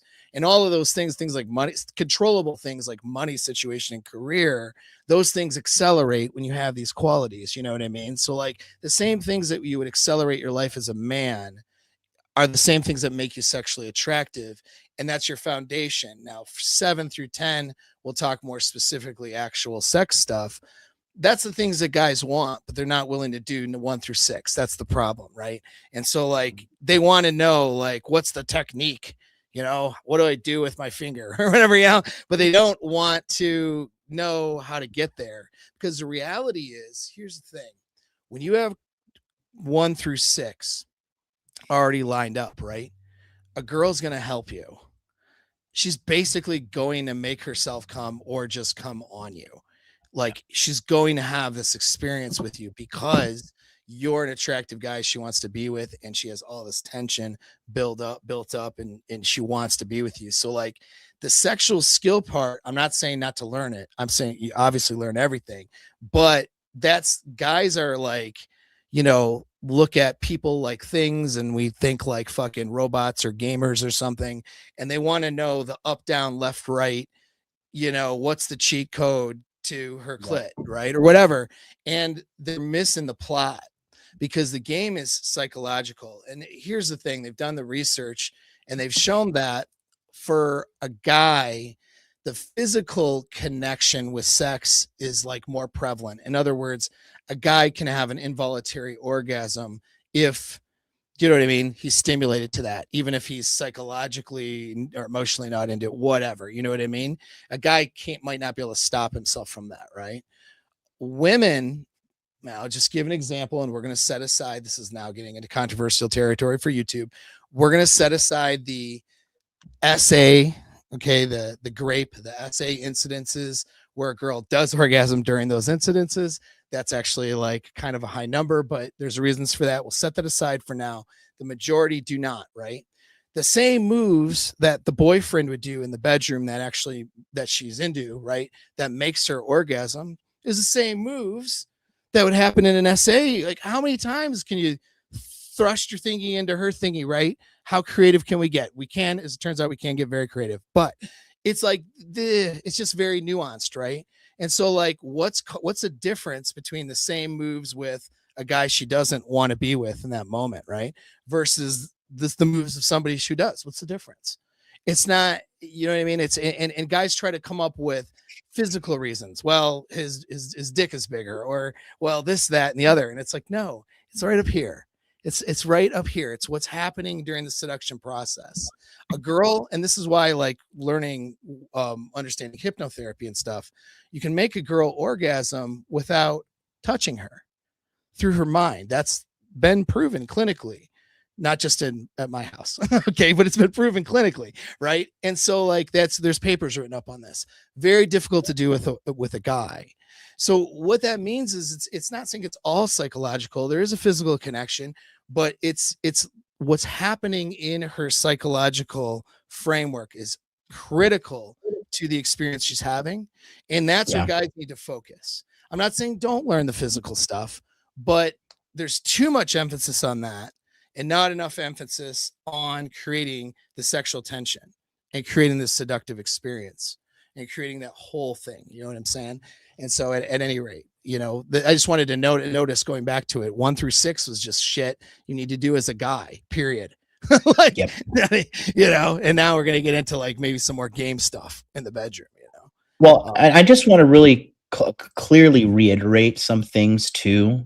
Because Paul and I were talking about this, and a lot of guys nowadays, they're just so hopeless and they believe that there is no hope and there's no chance. But the bottom line is men are suffering right now and not having a good time in their dating and all these things because they're neglecting what they need to be doing. You are neglecting your development. Okay. Our fathers and forefathers before us, like they had these things passed on to them and they had these things taught to them by their relatives and people in their life. So it's not that like things just all of a sudden got bad. If you really want to talk about why everything is bad right now in dating, especially in America, Paul, what would you put it down to? I have my perspective, but what would you say is like the number one thing? If you had to say, what is the one thing right now that is fucking up the whole dating market in the United States of America? What, if you put it down, what would you say it is currently? Oh my God. This is to boil it down to one thing. I'll go first. But what I think, the number one thing that I think personally is, I think it is the out of control simping that men are doing on the day-to-day basis. These guys are gassing these women up. They are giving women money. They're giving them all of these things. Yeah, JVC 9386 is also said simps. Good work, JVC. But it's the simp economy, and because the simp economy has been, engineered with our culture via our media. Because think about this. This is like I'm over here in the Philippines now, so I'm like even getting ultra red pill to get on everything. And think about this. America is quite literally the best economy and best country in the world to live for many, many, many reasons. Right. And the number one reason America sucks right now is because all of America has been shifting their prioritization to making women happy. And women can't be happy unless they have a good man that they are submitting to, that is leading them and guiding them. So you have this culture that is made by men, sustained by men, operated by men, protected by men, and giving up their leadership and deferring to a woman and whatever, and women that they don't even have, like women that aren't even there. There's not even a relationship with them. You know what I mean? It's they're starving so much for attention. The more America prioritizes women over men, the faster the nation will crumble. Because if you don't take care of the people who are building, creating, and maintaining the country, then what the fuck do you think is going to happen? If you're an employee and you abuse your workers, you overwork them, you fucking cheat them on their pay, you book fucking crappy accommodations for them, or you fucking make them pay for food on trips, and like you just like treat them poorly, then your organization is going to suffer, and those people are eventually going to quit and they're going to look for greener pastures elsewhere.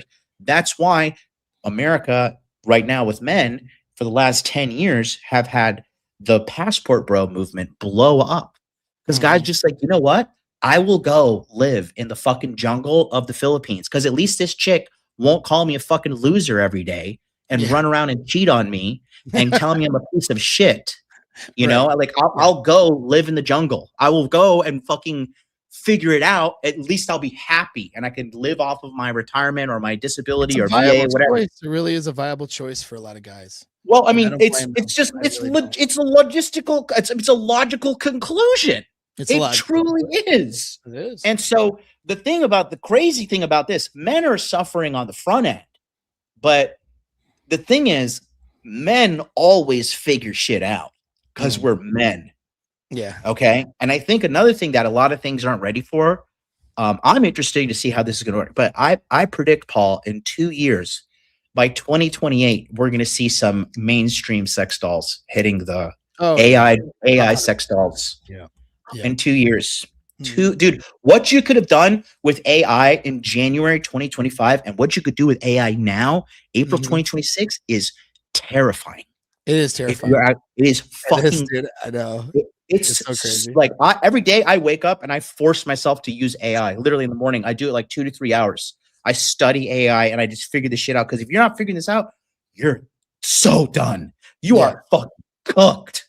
And 3 out of 5 jobs that are going to be completely automated and taken away by AI are women-led occupations. Oh yeah. So this is all facts. This is why you're seeing the tradcon shift, in my opinion, because the shift I'm a strong, independent woman. I don't need no man. I'm going to do a TikTok about how I make coffee in the morning and go to my email job, or some dude who is a fucking simp pays me, too much money to check emails, right? Like making 6 figures with an email job.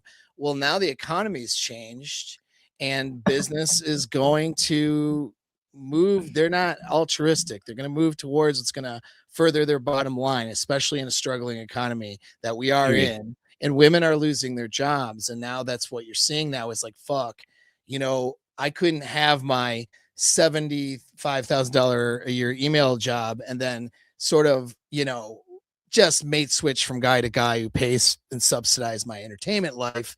You know what I mean? I can't do that anymore. Like, I don't have this job, or these things aren't available. Things are a lot harder. Guess what? I'll be a trad wife. I'm a traditional conservative now, and I'm going to go marry myself up. And that's why you see that trend. Of course, the trend is still feminist. And now you have feminists ideals and they've been doing it for a long time, but indoctrinating itself in those conservative circles. So the new feminism is traditional conservative woman, which is interesting because in that seat there is no submission or deferment to the man's authority in that relationship. And just saying that makes people uncomfortable, which is sad. And as what I would say to women who are uncomfortable about that, the reason they're uncomfortable about that, because they've been taught horribly, all right, for the few women who are watching. And then the other thing is because you probably haven't had a good relationship with a guy that you could trust. And that's what it boils down to. Yeah, if you don't have a guy you can trust and you've been conditioned to believe that men are these, shitty human beings that need to be controlled by society or whatever, or need to be controlled by a woman, of course these women don't trust guys in general.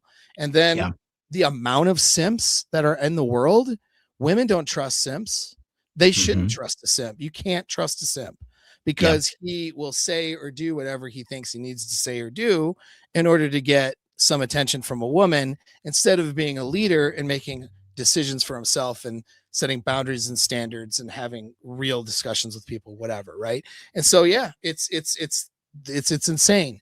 And the funniest thing too, especially if you're dating a modern woman who virtually has zero resistance when she does anything with men, until she runs into like a motherfucker like me or you. And then you're so good at resolving conflict and just establishing frame. And it's the first time she's in a position when she's like, fuck, I gotta fucking, I need to change this shit because I was used to toxic, dumb arguments that I would always win. And now I'm like with somebody who won't participate in a toxic, dumb argument, but will actually talk to me and actually listen to me. And he'll understand what I mean. And like, holy fuck, I need to change my coping mechanisms, right? Which is good. Right. That's a good thing to change those Yeah. coping mechanisms, right? I mean, we've been And it, working on our coping mechanisms so we can teach other men, right? It's the thing. and the funniest thing is like how like they're just so unequipped to win that confrontation because they've just been dealing with beta male simps that just lay down their whole life. And then the thing is, it challenges them intellectually and it forces growth, which is the most important thing. It forces growth because you're going to comply, you're going to adhere to my leadership and my rules and my standards, or there is no relationship and you can go get a fucking simp. Right. Exactly. And it's like, this is a good one for, and then we'll get to tension building, but a good one for men and women. Like, there are very, very low percentages. I would say probably about 10%. I've done these numbers. I've done a show on like breaking down the numbers before, but we don't know exactly, but we're probably looking at less than 10% of long-term relationships that last like past the eight-year mark. So we're talking those 10, 20, 30-year type relationships, right? That are peak happiness. We're looking at less than 10% that are peak happiness, right? I mean, when I say less than 10%, I mean LTRs past 8 years. I mean, we're looking at like 1% if we can include all the ones that break up before 8 years. But I mean, if we're talking about ones that last, relationships that last, most of those, probably 90%, 85 to 90%, are not peak happiness. They wouldn't even report it if you were to do the study, let alone the people that would lie to themselves. So in order to have that, both the man and the woman in the relationship have to consider that looking at their relationship is like looking at a mirror where they see all their fuck ups, all their flaws, and every area where they need to fix and improve stuff. Because in order to have a peak relationship, you have to do peak things in your life. You have to have other peak things going on. You can't be like struggling and a failure in your business and then have a peak relationship at home. You can have a good supportive relationship at home, but it's not going to be peak until you square that area of your life away, right? And so like it comes down to every other aspect of your life. You start to see, you notice where the blind spots are. You should be noticing where the blind spots are, where you need to fix shit, and you got to start executing and fixing things. Women have a hard time with that in 2026. Not all women, but most women do, because they've been told that they're amazing, you know, since they were hot and, you know, younger, right? And so like they have all these simps telling them how awesome they are. You know, for every person who would say, you know, you really need to work on this, there's 100 guys behind him going, no, he doesn't know what he's talking about. You're a great girl. Let me blah, blah, blah. What do they say? You're just attacking me. You're attacking me. You know, one time gassing them up, dude. The simps are, and so it's hard for a girl though, man. Like that's a lot of girls aren't prepared for this. If you want a peak relationship, it's like looking into a mirror, and you're gonna see every fucking flaw you got. And the point is, and you're going to have to start working on shit, not because the guy's judging you either, but because you see it. And you know that in order for me to be the best person I can be for this relationship, this guy, and for my own future, I got to work on this shit. And so it's a fucking humble pie that everybody needs to eat if they want it. And it takes extreme amount of accountability. And if you are not the type of guy who can lead a girl into understanding that, while also letting her know it's okay. Like, it's okay that you've made mistakes. It's okay you have flaws. We are, you know, what's not okay is not having accountability. What's not okay is not working through the stuff in a healthy way. Like if you have to lead her to that, because up until this point, she probably hasn't had a man to lead that right in the right way.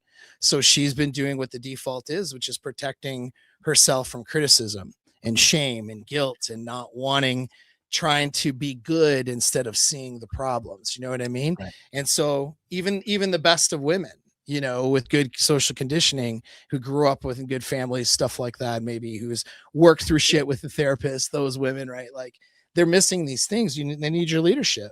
They need it anyway. Yeah. They need is the absolute word because, you know, like I said, when I see like a disobedient dog barking and shitting all over the place. I'm like, wow, what a terrible owner. And when I see Yeah. a crazy wife acting psychotic, or some girl running amok, I'm just like, her father and or her husband has Right. failed her, because Oh this yeah. is unacceptable behavior, and no one has checked her to have some kind of wherewithal to understand, like, oh wait, I'm acting in a socially unpleasant way that is not deemed acceptable within the societal structure that we lived in. Nobody's like, hey, idiot, do you know what you're doing? Because it's Right. kind of fucking crazy what you're doing right now, so you need to stop chimping out and just like relax and settle Right. down.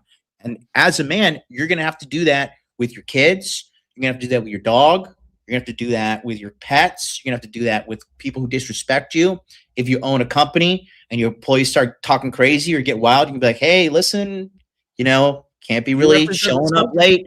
Yeah, you Can't do can't that. be smoking weed in the parking lot and drinking and then coming in here stinking like cigarettes, like, because that's not okay. But you're always going to meet people who don't adhere to your standards, and it's up to you to remind them, hey, here's your fucking first warning. Don't do that. Okay. These are the rules. You don't do that. Okay. So remember that. They do it again. Be like, okay, remember last time I gave you this thing? So I'm going to try and correct your behavior again. But if not, then this relationship will be terminated. Right. And that you Exactly. have to do it. It's not like these are mandatory.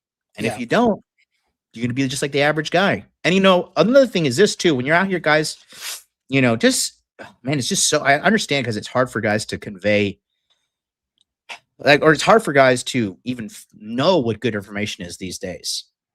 You know what I Yeah. mean? Good dating information. So, just get out there, listen to what we're saying, try these things. But the number one thing I could tell you above all, with absolute certainty, that will never lead you wrong, is learn how to be a leader. Learn how to Right. be a leader. Learn how to be a leader. Learn how to be a leader. Because women want a guy that's going places. Women want a man with a plan. Okay. Yeah. Women want to report to a general every day. Sir, what are we doing? Let's do this today, sir. That's what she wants.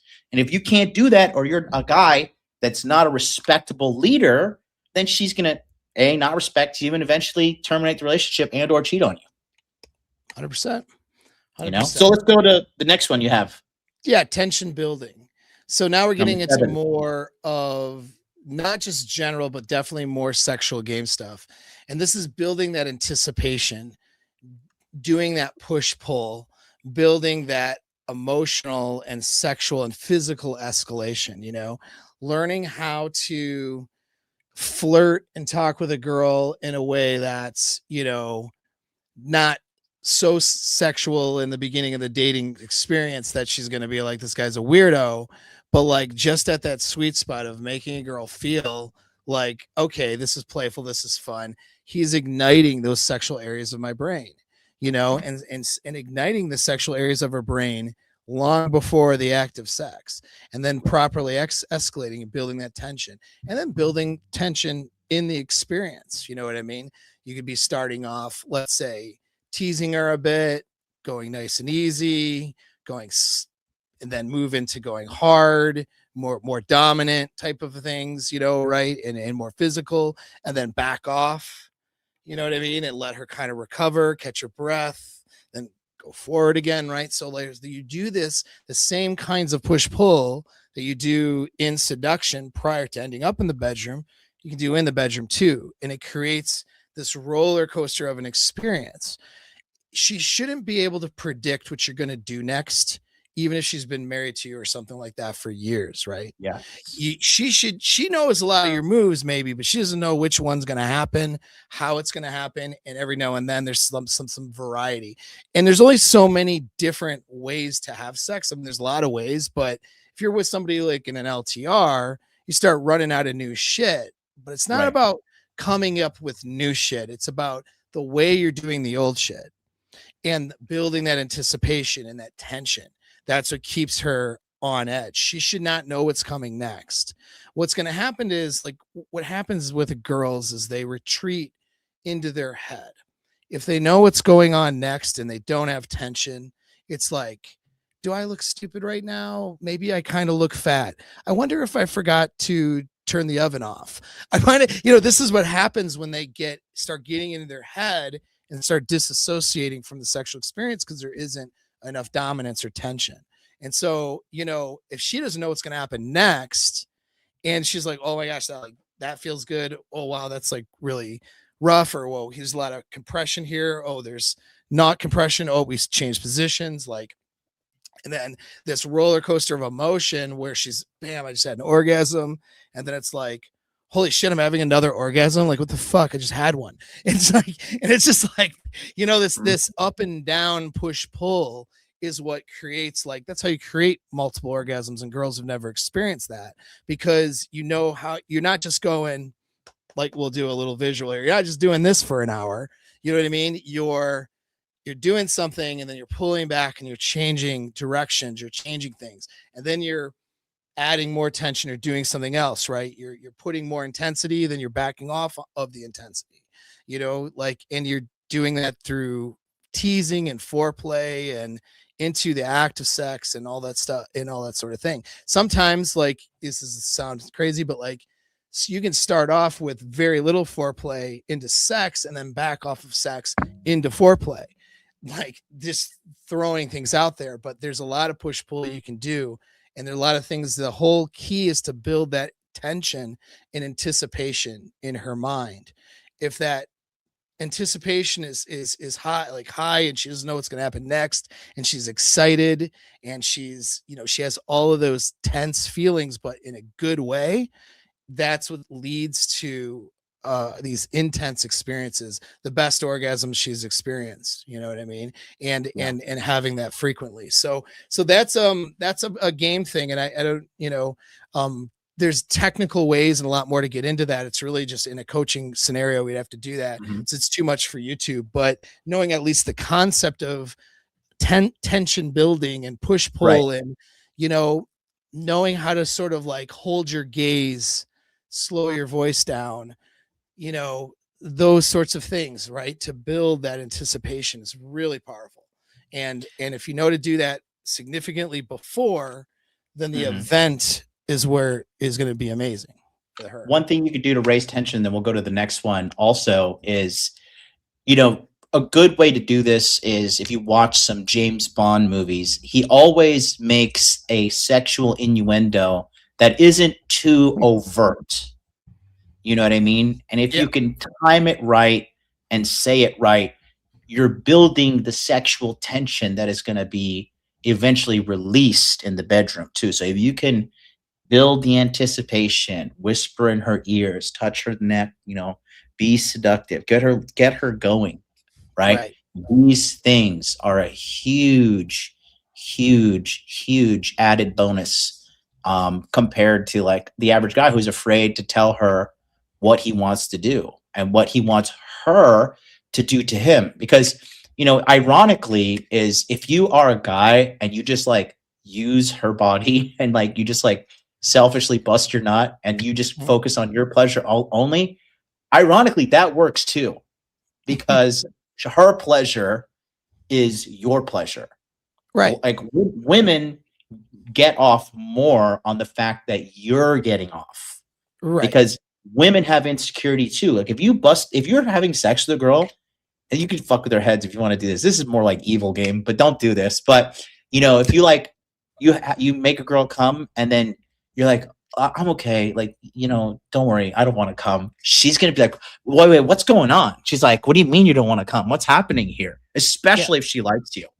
You Oh yeah. know? What I like to do sometimes, like, is a full day of that kind of stuff, where like maybe there's some sex in the morning, right? And maybe you come then, right? Because remember, if you learn a multiple orgasm, then this isn't an issue. Maybe you, like, later in the day, like, you'll initiate sex, right? And then have a bit of sex and give her an orgasm or two, and then just pull out and be like, okay, let's get ready. We got to go. And you don't say anything about work. You just do. And then you're going to dinner. You're going to where you're going. It's like, holy shit. Like, doing that before a date and holding back. And then Mhm. later, you know, during a date, you do some little crazy public action, don't get arrested, but disappear, end up on a rooftop, can do it again there. You know what I mean? Like just fuck her for a little bit, don't let her come, and then be like, you'll get the rest when we get home. And then Right. and it's like stuff like that. This is all tension building, and it's like huge, and it creates this massive experience for her. And you want to think about planning that out, do you know what I mean, in your head, right? So like and how can I create this plot that unfolds throughout the day, throughout the evening, you know what I mean, and where she doesn't know what's happening next, but you know where you're going with this. And that's Right. that's very good, very critical really to creating. Think about like when girls write or read, because it's very common, girls read romance type novels or sex novels, sex shit, smut, literotica, whatever you want to call it. There's always a story and a build up, and you know what I mean? There's a lot going. It's never like, okay, after the date we were kind of sleepy and we had a few drinks and then he just fucked me like this for 10 minutes and then fell asleep. Like that's not the story, is it? The story No. is very involved with a lot of tension building. And so even if Yep. guys are confused and they're not in one of our coaching programs, you need something to look at. Look at some of the literotica that's out there. This is what appeals to women, and listen to how the story is being told and how the scenario is building tension for the girl. That'll help you out a little bit too, Yeah. if you want to do a little And research. and just so you guys know, that's the number one selling book on the planet.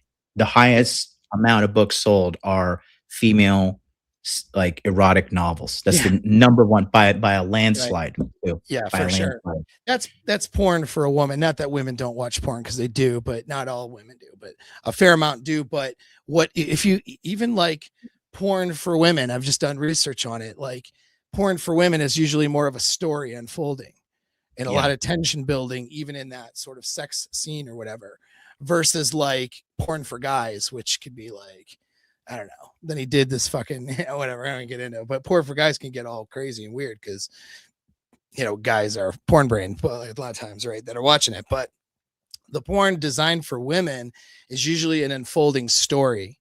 It's not just a hot guy comes in, you know what I mean? A hot, tall, good looking guy comes in with a big dick and just fucking does stuff. Like that's not really what porn for women is. It's an unfolding story. And more popular than visual porn for women is literotica, the written Mm. stuff, right? So like it's lessons to be had from that. You know what I mean? Let's move into, if you're good with that, Yeah. pacing Yeah. and pacing, rhythm, and control, right? So like, That's number 8. We're yeah, having it's number we have 8. 2 more after this. Yeah, so now we're going to get into a little bit of sexual technique, but this is like also, though, you can think of the pacing of the scenario, right? Like sometimes you're having a quickie, sometimes you're having a long drawn out marathon, sometimes it's a 5 to 8 minute experience, sometimes it's a 30-minute experience, right? So there's the time involved too, right? Again, you don't, if she's predicting, if she knows exactly all your dance moves and she has you predicted, her sexual desires are going to start to plummet. You know what I mean? So variety Mhm. is a key component to a woman's psychology in being able to not become sexually bored. Women statistically become more bored in their long-term relationships. It's usually because the guy becomes predictable sexually. And so Right. we want to think about these things. And Also go ahead. lazy. Lazy.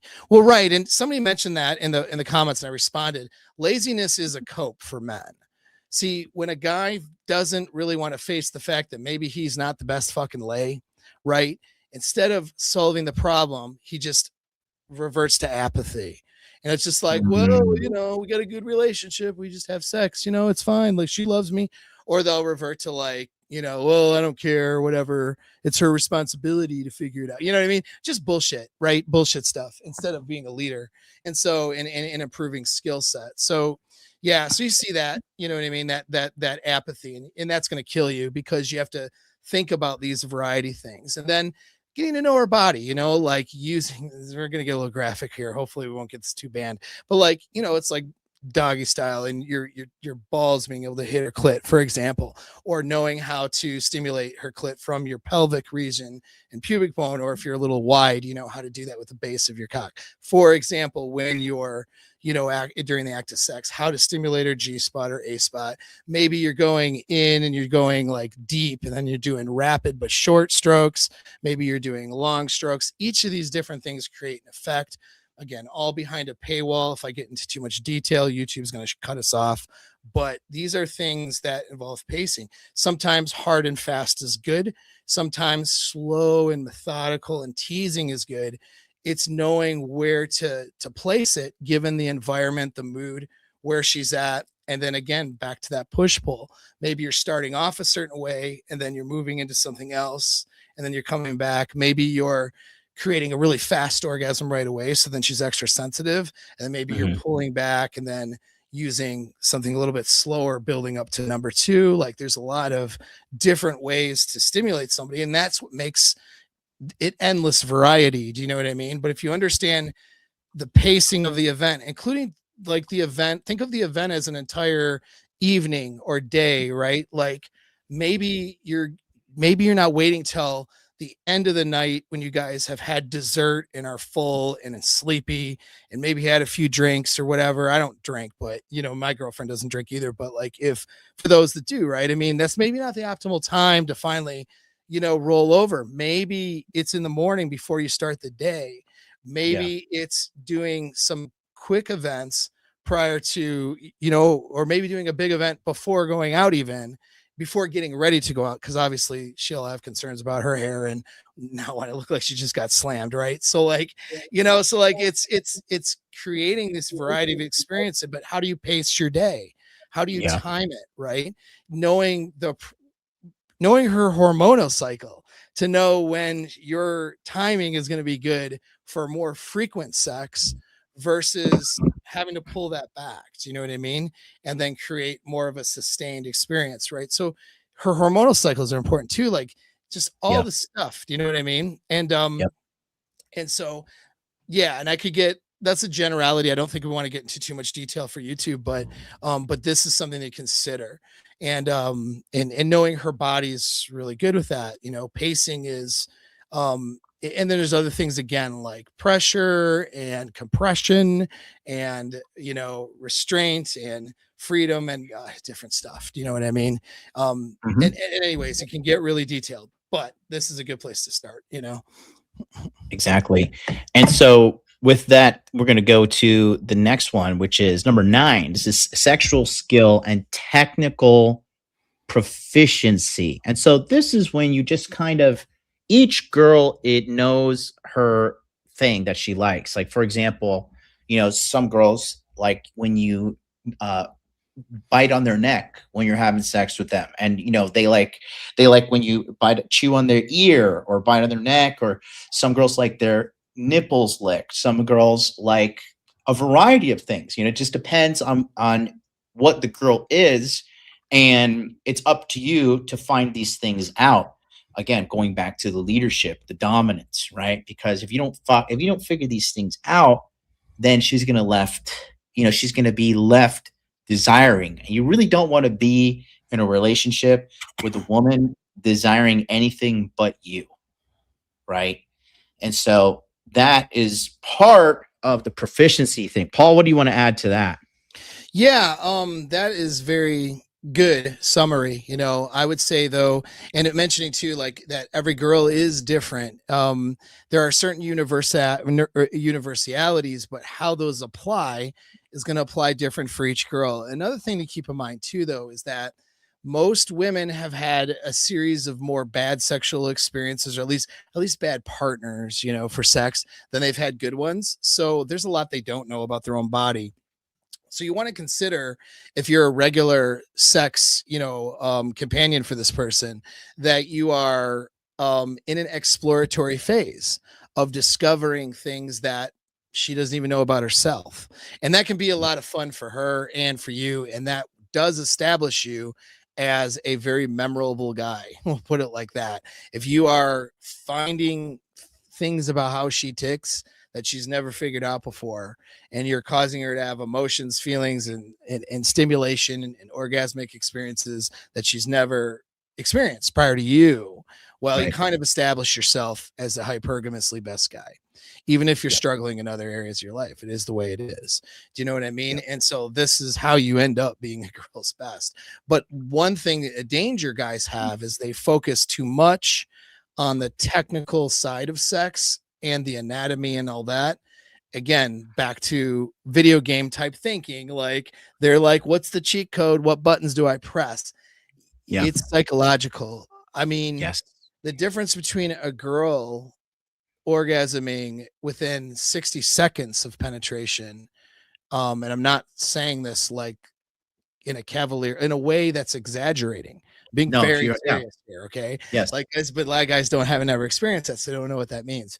And so, like, the difference between that and a girl struggling to have that orgasm, for example, isn't your dick or how you placed it in her. You only had 60 seconds, to make it, and so, like, there's nothing that special about it. Most of it is Yeah. here. And so, Everything's here. right. And so, like, the technical proficiency, you want to think of that in terms of being good enough.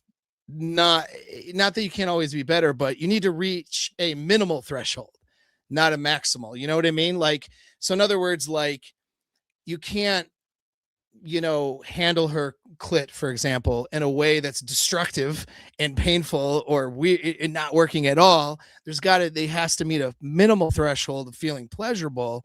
But once you meet that minimal threshold, most of it is actually up here. Do you know what I Right. mean?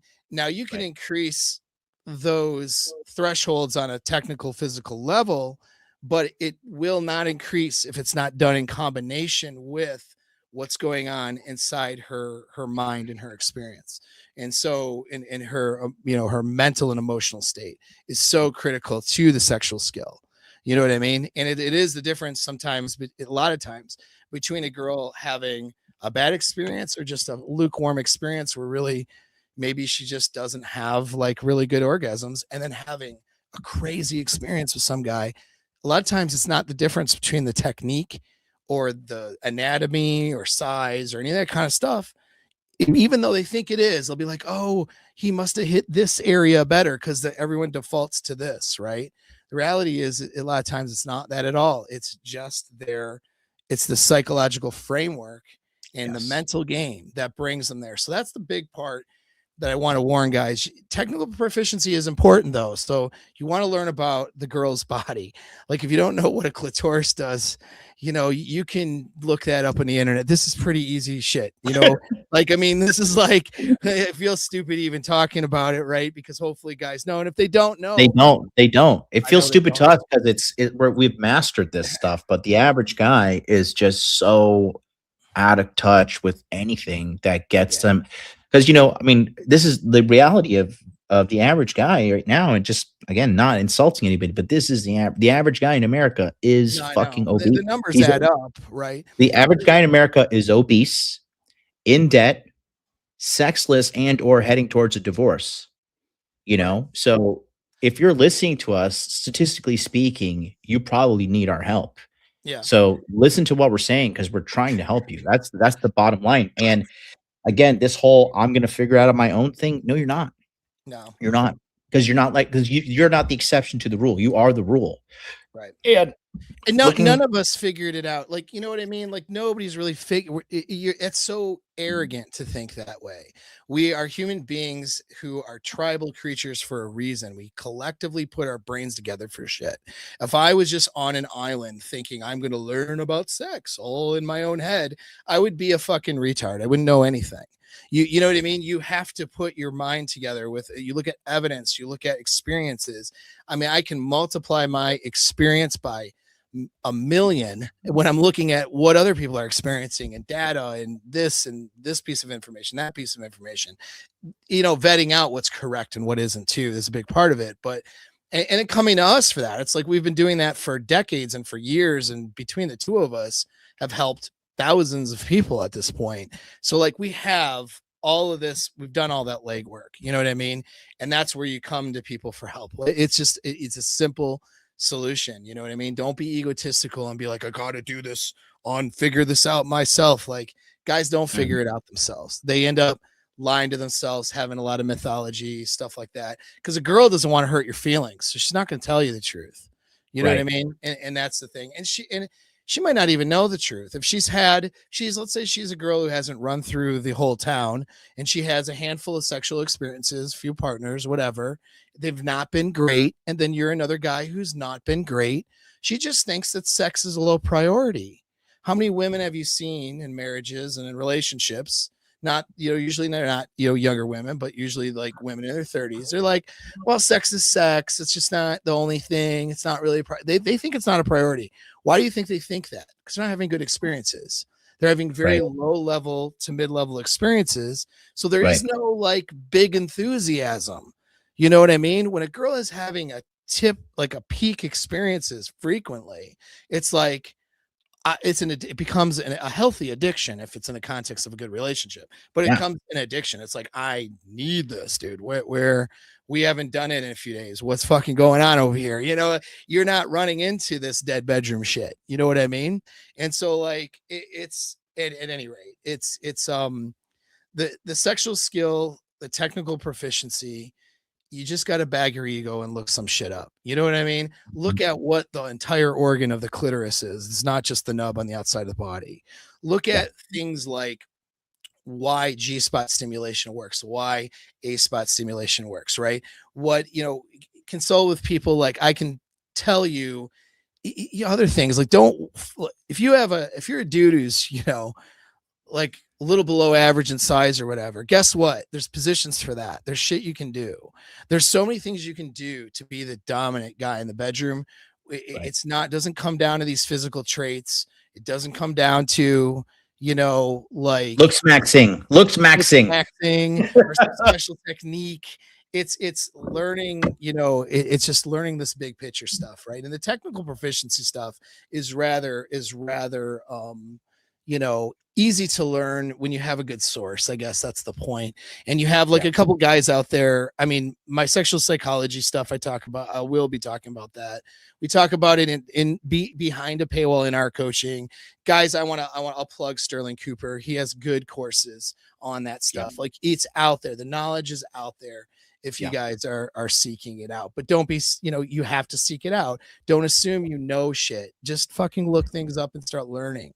If you're good, you'll know you're good. And the bottom line is very simple. If you're a quality man, all right, women will find you. And if you're not, you're going to be just like everybody else. Like, again, the greatest thing on this fucking planet is to be born a man. Because I have never at one point in my life was like, I really wish I was a woman. I'm not even fucking considering to even say such like stupidity. So the great thing about being a man is literally through hard work, studying, a lifetime of learning, being around the right people, and, having a feedback loop, you can accomplish so much versus, just throwing your hands up and crying. Cause like, success happens fast, man. When I started this business, I hit $1 million in 2 years. I was a one-man show, and I was not even expecting it, Right. And I had been struggling for every year of my life financially, except for age 28, when I was a taxi driver in Hawaii, and I was making 2014. I was making like 8 to 10 grand a month, $2014. And then I was like struggling a little less when I had a corporate job in Tokyo. But then I quit, went back to good old financial struggling again. And next thing you know, the Modern Life Dating brand blows up, makes like, several million. And then my portfolios also hit the multiple 7-figure range multiple times. And so it happens fast, and it can happen to anybody, because the world, the universe, God, whatever you want to label it as, doesn't discriminate against hard work. If you do the work, you will get the result. And if you don't have the result, it's because you're not doing the work. And if you're not doing the work and you want the result, you're delusional, because you're not going to get it. Right. Right. And I'm going to before we get to number 10, I'm going to address, although I'm seeing comments that are probably just retarded. Yeah, just ignore But that. Let's do that because I want to answer the right questions because we have some guys that I started the questions. We have some good questions. I see that guy. Forget him. yeah, fuck him. But Yeah. here's the thing. I do want to say is a very short comment on this. Is if you get caught up in deterministic thinking, there's something wrong with your inner game. I'm going to tell you right now.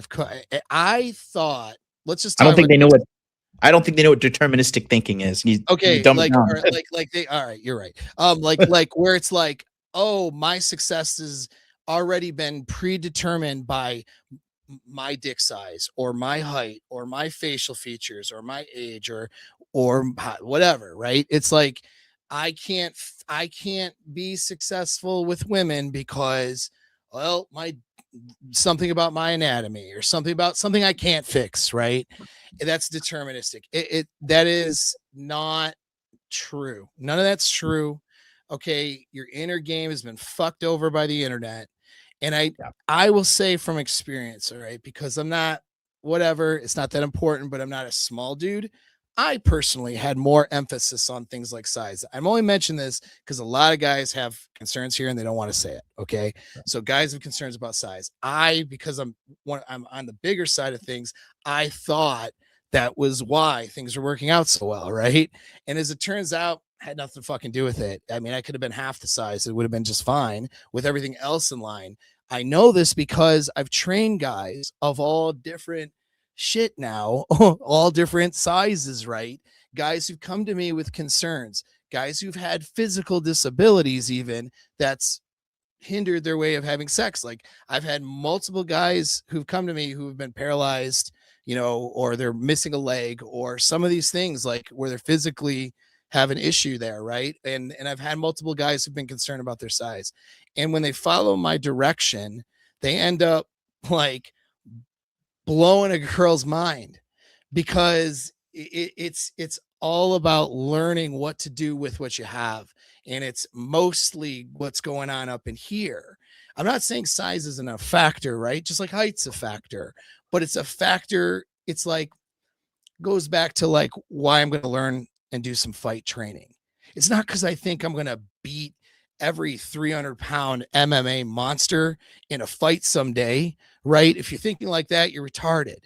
It's because you're figuring out, how do I learn about my limitations as well as my strengths so I can win every encounter? So if that 300-pound monster comes knocking on my door, he gets slit in the throat or shot in the face because I know better, right? Like I know how to think around this shit and win. If you got a 4-inch monster, right, down in your pants and you're worried about that not working out for you, it's fucking wrong, because you Yeah. figure out your limitation and you mitigate it, and then it Yeah. works out. If you're waiting for deterministic things to happen, like fate and the right girl or whatever the fuck to happen for you, where you don't do anything about it, you're going to be suffering, right? Yeah. And so whatever limitation you have, you solve that limitation. And if guys aren't thinking like this, you're thinking the wrong way. And what's nice about sex is nothing is determined by any single factor. And if you're not enough for a particular girl in one area, fucking get a different girl. Who cares? Yeah. Really? Do you know what I mean? Because there's another girl right around the corner that doesn't care about that thing that you're worried about. You know what I Yeah. mean? And Exactly. that brings us to the last thing, which is completely unrelated, but I know we need to move the stream off to a close. Logistics. I mentioned it early on because I forgot that I listed this as number 10, but I already kind of said it. The environment, the setup, you're in control of that. Do your recon, think through the date, think through the encounter, clean your car. If you're picking up a girl for the first time, clean different, you know what I mean? Make it so Yeah. that things can move into the bedroom in the right way. But we already kind of touched on that though. So Well, the most important thing I think that I also have to guys do when I do the coaching with them, it is, and this summed up what Paul's saying is, it's the logistics. You need to set up the logistics, which is, where am I meeting the girl? Right? Is the girl going to be meeting me at the place, or am I picking her up? Am I going to be fucking, how long am I going to stay at this place? What's the plan? Because You need to have a plan to meet her. All dates, personally, I say have a 90-minute cap on them.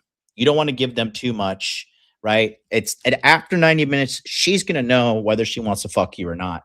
And then it's up to you to call for that check and say, hey, come on, let's get out of here. And you need to have a plan to isolate and then penetrate. That's the thing. You need to figure out a way to get alone, because she's not going to have sex with you people around in public or your roommates listening in on you guys. They want to do their dirty deeds in private, right? Which is normal. And if you don't have these things set up, you're not optimizing for the conversion to happen from potential lead to sexual partner. And that delta is something you need to understand, that if you don't figure this stuff out, and again, this ties into leadership, because a leader has to plan, and then you have to plan, and then you have to execute.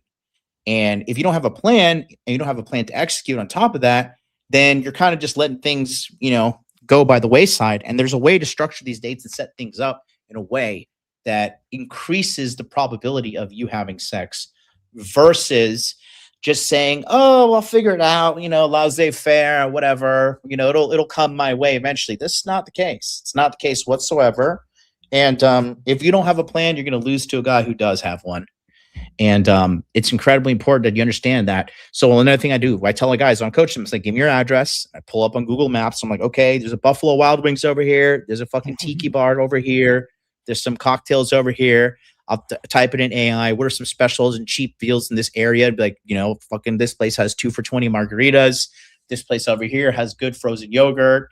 And again, don't get too caught up in what you're doing on the date, because ultimately the girl is there for you, not the date activity, right? Because if a girl likes you, she'll meet you at McDonald's and share a McFlurry. If a girl truly likes you, she'll go with you to Starbucks. She'll go for a walk with you. There doesn't need to be money. Like the most beta thing you could do is think, how do I impress this girl on this date by spending a lot of money? Women aren't impressed by that. They're not impressed at all by that. That actually, the more you spend on them up front and they know that they don't deserve it, the more she loses respect for you. And the more she loses respect for you, the lower probability she's going to be able to orgasm for you.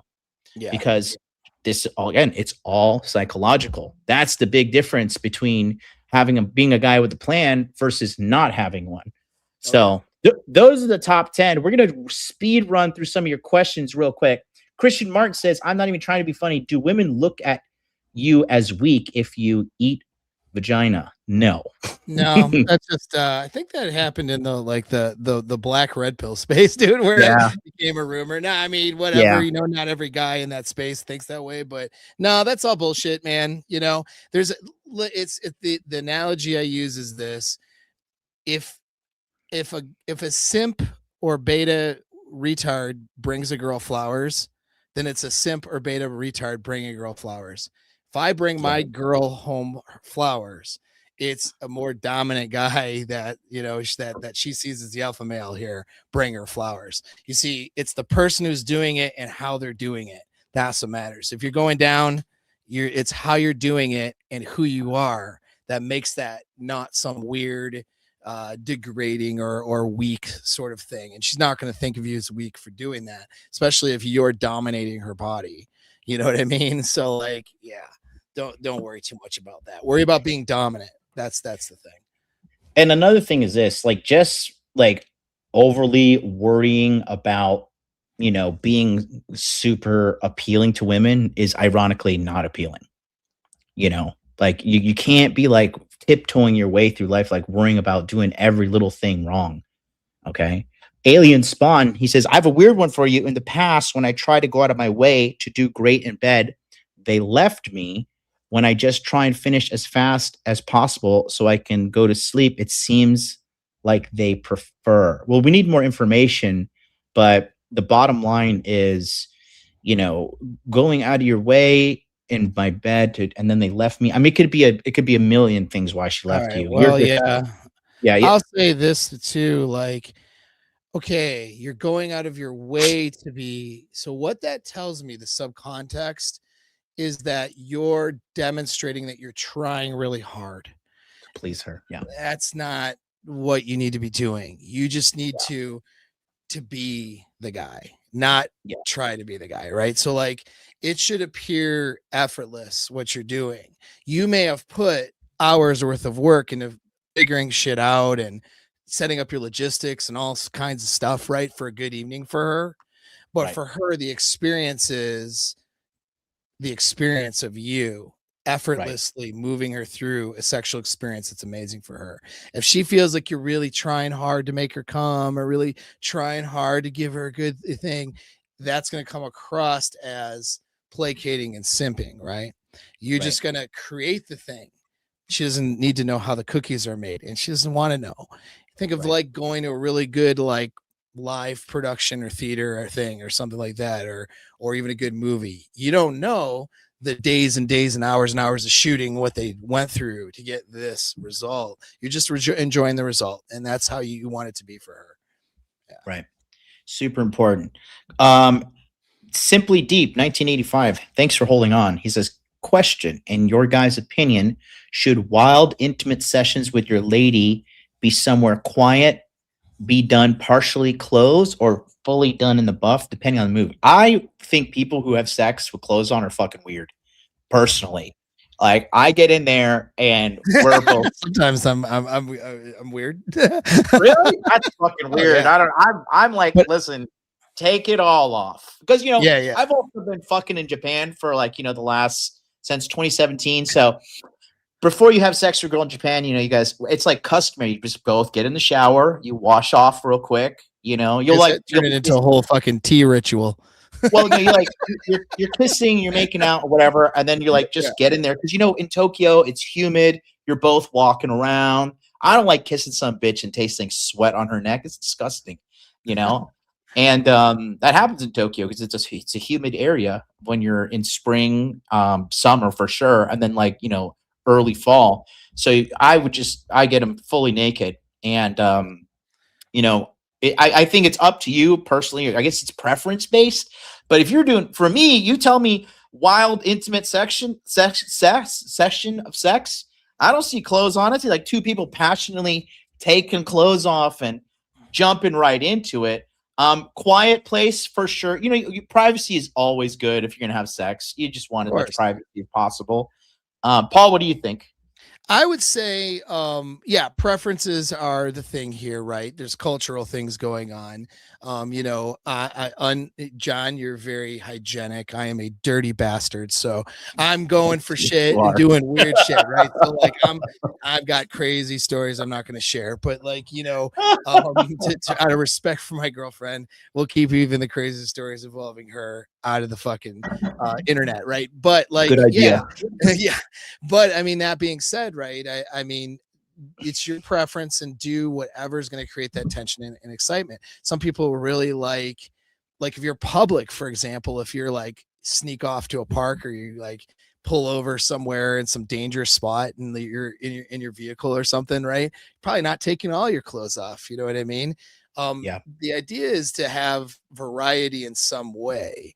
If you're Yes. you know what I mean? So if you're not if it's the same production every time, that's bad. And a way to create that variety is different locations, different attire, things that you're wearing, but you don't need to like, you could just be naked every time and still create variety. So it's really up to you. The key is as long as you're creating variety, it's all fine. Some girls think it's like really hot to like, be like ravaged when they're still wearing like a cocktail dress or something. And then they have to like fix themselves up to go back to the party or something, right? Like those scenarios can be hot, right? But then maybe the normal for you is you are naked in your own bed in a safe place, which would be normal for most people, right? So like I wouldn't get too wrapped up in it. I would just get more focused on being dominant and creating a variety of experiences, and just do what you like and what the girl fantasizes about, what she likes. You know what I mean? Yeah. Exactly. And in order to elicit these proper and truthful responses from your girl in regard to what she likes sexually, you have to be as non-judgmental as possible when pulling this Yeah. information out of them, because they are going to want to quickly shell up. If you're like, oh, you want me to lick your asshole? Like, oh my God. If you do that, she's just not gonna respond positively to opening up to you in any other context. You definitely don't want to shame them and make them kind of feel bad for opening up and being honest with what they like. Yeah. And it's incredibly important that you do this in a very kind of non-judgmental way, because Yeah. you're gonna lock that pussy up more than open it if by Yeah. continuously doing like that. Well, her fantasies are more involved than yours, almost guaranteed. A good book is it's an old book, which is why it's good also for that reason. Is Her Secret Garden. Mm. It was all it was is people were writing in, women were writing in their fantasies and the things that they preferred just to a columnist, and they were getting crazy shit, like everything from, like, I mean, all over the map, crazy fantasies, right? And really, like, Mhm. so read that book, because that she'll read through, like, and she has to categorize all the different fantasies that these women had sent to her and the types of fantasies and all the stuff. And so, like, women are pretty dirty, in their fantasies, and I mean that in a good way, not in a bad way. So you don't want to judge that, because then she's going to lock her legs up, right? She wants a guy she can experience that with. But if you're one of those guys, like, John, we get those guys who don't have very much experience with women, and then they sort of have these, like, closed off ideas, like, oh, she's a 304 if she likes fantasized about that, what I mean? They get in these weird places. Yeah. If you're that guy who doesn't have a lot of experience, I would just recommend reading that book, desensitize yourself a little bit. A girl's fantasy isn't the same as what she's done. It isn't the same as even what she wants to do. You know what I mean? And there's psychological reasons for these fantasies that you might not understand, which is why you would ask us, in a context of a coaching or a comment or something, right? But yeah, don't get too wrapped up in it. And I think it's very good advice to not judge them for those things. Yeah, it's good, dude. Yeah. And another thing is, when it comes down to this question here, we have, are most romantic relationships a net negative? I can't I don't know what he say. means by that, but I Yeah, would it's say kind of no. weird. It's kind of a But I would, weird. yeah, I would just say ultimately, for you, Ralph, you ask a lot of questions, but you don't execute a lot. You're not out here trying. You're done past the fucking questions. You need to go out and take action, right? That's where you are. You're asking all these questions because you've been doing this for like a year plus now, and it's time to get out there and apply, right? You can't sit there and ask, what the fuck was that? Place is haunted, bro. No, I just heard something like blow up. Oh, Well, I heard it too. I'm on the 17th floor, dude. That was really weird. Anyways, scared the fuck out of me. Yeah, But you got to be in the game, bro. And all of you guys, everybody listening right now, right? 2.5 hours in deep.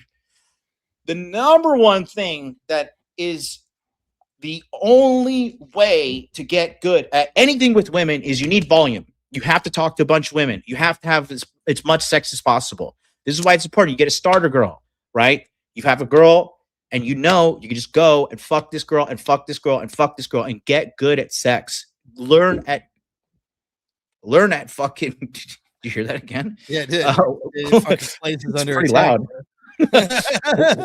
Loud.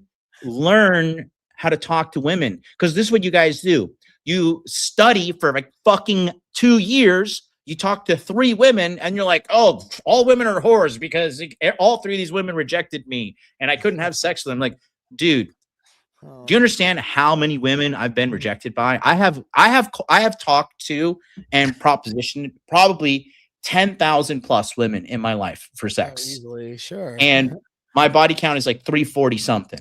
So it just shows you the disparity in what is actually doable by the average guy. Okay. So if you're not out here talking to a bunch of women, if you're single after the age of 25, fuck the age, honestly. But if you're single and like every day you're not trying to figure this thing out, the most important part of your life as a man, because you're all fucking, all we do is think about sex. If you don't try to figure out the most important part of your life, what are you doing? You're wasting your life. And look at the data. it's not looking good for guys who don't take this seriously. It is looking terrible. The majority of men in America are obese. Okay. A close majority of that. Well, if you factor in divorced men and incel men, that's the majority of men right there in America for the most part. Like, skirting at 50%, but sexlessness is trending upwards. It's not trending down, you know? And if you think clout and money and all this shit, look at Clavicular, you know, just overdosed on stream yesterday because he has social anxiety doing live streams in public. Like, what a pussy. Sorry, it is what it is. But if you need drugs to go interact in daily society, you are a weak person because humans have been doing that forever. So to think clout gets me it, money gets me it. No, it doesn't. Here, you have to understand her mind. You have to understand what's a good girl versus a bad girl. And you're only going to do this through experience, through volume.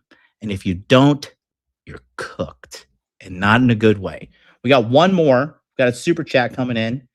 Mr. Wolf says, I always thought it was crazy that dudes think going down a woman is submissive. You shouldn't do it. I do it all the time. Women love it. Thoughts? Am I alone in this? Anyways, great show. I fucking love making a woman come with my mouth.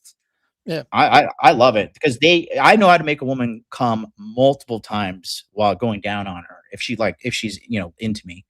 And you do that a couple rounds, you eat her out, you make her come 2 or 3 times, and then you have sex with her after. She will be asleep for fucking 2 hours when you're done. Well, at least in my case. Then you finally have peace. No, just kidding. I'm going to throw something out there though, just because I agree with you 100%. Right. But you want to move away from this though. Okay. So there's a myth out there. And it's a myth based in data because just women aren't having good sex. And that's why the data is this way. Right. Which is that only 1/10 of women are orgasming through penetration. So that's real. But the myth part is, well, that must mean that women just can't orgasm very well through penetration. That's not true, because guys that learn this stuff get women to orgasm through penetration 100% of the time, even when they're, dating multiple people and going through women. So there's something about the 10% of guys and girls that are having that experience. But I will say this, it's not, you're not going to find a study on it, right? Because you're not doing the study. But when you have a lot of evidence from working with people, and the experience is that these women are coming through, they're having orgasms through penetration. Multiple women, time and time again, when guys learn the right skills versus when they don't, that'll tell you something, which is that most women can come through penetration. It's just the guy has to be able to figure out how to make that happen for her, and she has to learn her own body too. But with the help of the guy's leadership in the bedroom, he can make that happen. Now, why am I saying this? Right? Because then that's created a trend, and you have a few books out there which aren't terrible. I think She Comes First is one of them. Then there's something else, but where basically its focuses completely on oral sex. And when you read the authors, like how they wrote it, it sounds to me like dudes who don't know how to use their penis and have deferred to oral sex as the go-to, and sort of the idea of this is your fallback, this is the way, this is how you can make a girl happy, right? Because don't expect to make a girl happy with your penis. Listen, go down on a girl. It's awesome. It's great. It's not weak. If you do it from a place of authority, okay, in her life and leadership and dominance, it shows competence and knowledge of a girl's body. It's very, very positive and registers with her positively, and she has really good orgasms. But don't negate that you can make her come other ways too, to include through penetration, and that should be something you're aiming for, because it's a psychological component. If you do all the things right, she will come through penetration. Do you know what I mean? And there's a process to that. So I just don't want guys to be like, because a lot of times what guys do is they retreat to oral because they've been sold an idea that that's the way the girl's body's designed. No. Yeah. Let me illustrate the way the girl's body is designed is to have difficulty orgasming. The reason why is because, and to be multi-orgasmic on the other side of it. The reason why is because during our evolutionary past, a girl would still be horny during ovulation because she can't orgasm. So then she would have sex multiple times, which made her more likely to get pregnant, which is the whole basis for our evolutionary, biology, right? So that's why it's difficult for them. Now, on the other hand, though, the guy that she perceives as the most genetic dominant option that's going to give her the baby is probably the guy that's going to make her orgasm. And it's not going to be through oral, it's going to be through penetration, most likely, because as far as we know, Cave Stacy and Cave Chad weren't just going down on each other all the time. I mean, they might have, like, who the fuck knows, right? But I mean, that's not how they're getting pregnant. And we know that there is a place, despite the more accurate research, is there is a place for the female orgasm, which is it makes it more likely for her to get pregnant. The oxytocin from the orgasm shuttles that guy's sperm into the egg more efficiently and allows that to happen. So there is an evolutionary place for her orgasm. She orgasms with the guy who is what? The most dominant guy in her head, that makes her feel like if I have a baby with this guy, that's going to be a more survivable, powerful baby. And that happens through penetration. That doesn't happen through oral. So have oral sex, fucking use it, okay? But at the same time, don't have this idea that I can't use my penis or I can't make her come any other way, right? Because then you'll fall into sort of this maybe a beta framework. And that's what I'm worried about, of like, oh, I need to please her and this and that. You know what I mean? Instead of creating amazing experiences, you start getting stuck on, like trying to placate to her in a way, right? Yeah. Something just doesn't matter. But yeah. So I think that gives us all of our questions. We're all caught up here. So good. Fucking monster stream. I gotta go see what my lady's doing here. She's good stuff, guys. So appreciate you guys for being here. We're going to be here next week, 7 p.m. Mark your calendars. Send this to your friends, because all we're going to be talking about on this show is what works to get women, sex, relationships, pickup, juggling women, whatever the case may be. That's all we're talking about here. We're not going to get political or any of this crap. We will be recruiting people on the show eventually too. But right now, this is a MLD and Paul production, and we've been working for a while. We're getting a lot of positive feedback from everybody about this show too. So we appreciate it, guys. Thank you very much. We truly do appreciate it. And we're noticing too, I have been noticing this, that more and more people, and I'm going to talk to you guys now. And Paul, if you got to go for it. But we'll take a minute. I just want to say this to you guys right now. I've obviously been in social media now. This is my 11th year. And one thing I'm noticing is that attention spans are going down, and people don't realize that they're quite literally destroying their brain with all this short form content. This is why I stopped putting out short form content on this channel. And I'm pretty much against short form content. So we're only going to be doing live streams and video content ranging 8 to 20 minutes, something along those lines, because it's just far more effective for the people who are going to figure this out, because that's what Paul and I are looking for. We have very intelligent people in my community. One of the guys watching right now, he's a PhD guy from Lebanon. He's a fucking immigrant to America, and he's getting his PhD, and he's a super smart guy. A lot of smart guys watch us, and it's because we put out this long form content. And I understand it may not be convenient for you, but you're just not going to learn everything you need to do in a 9-second clip. It's just not going to happen. And I personally don't even care about viewers or anything like that. All I care about is quality people watching me and building this community, because this community has become something monumentally crazy for me personally. It's changed my life. And we have great guys in our community, and we're going to keep on putting out good content. And we're both guys living this. We're not incels. We're not guys that are like, we both have women that are madly in love with us. And so that being said, both of our girls are in our 20s. Paul and I are in our 40s. And, we have the receipts. We have the game, and we're getting it to you guys. You just got to pay attention and listen. Yeah. 100%.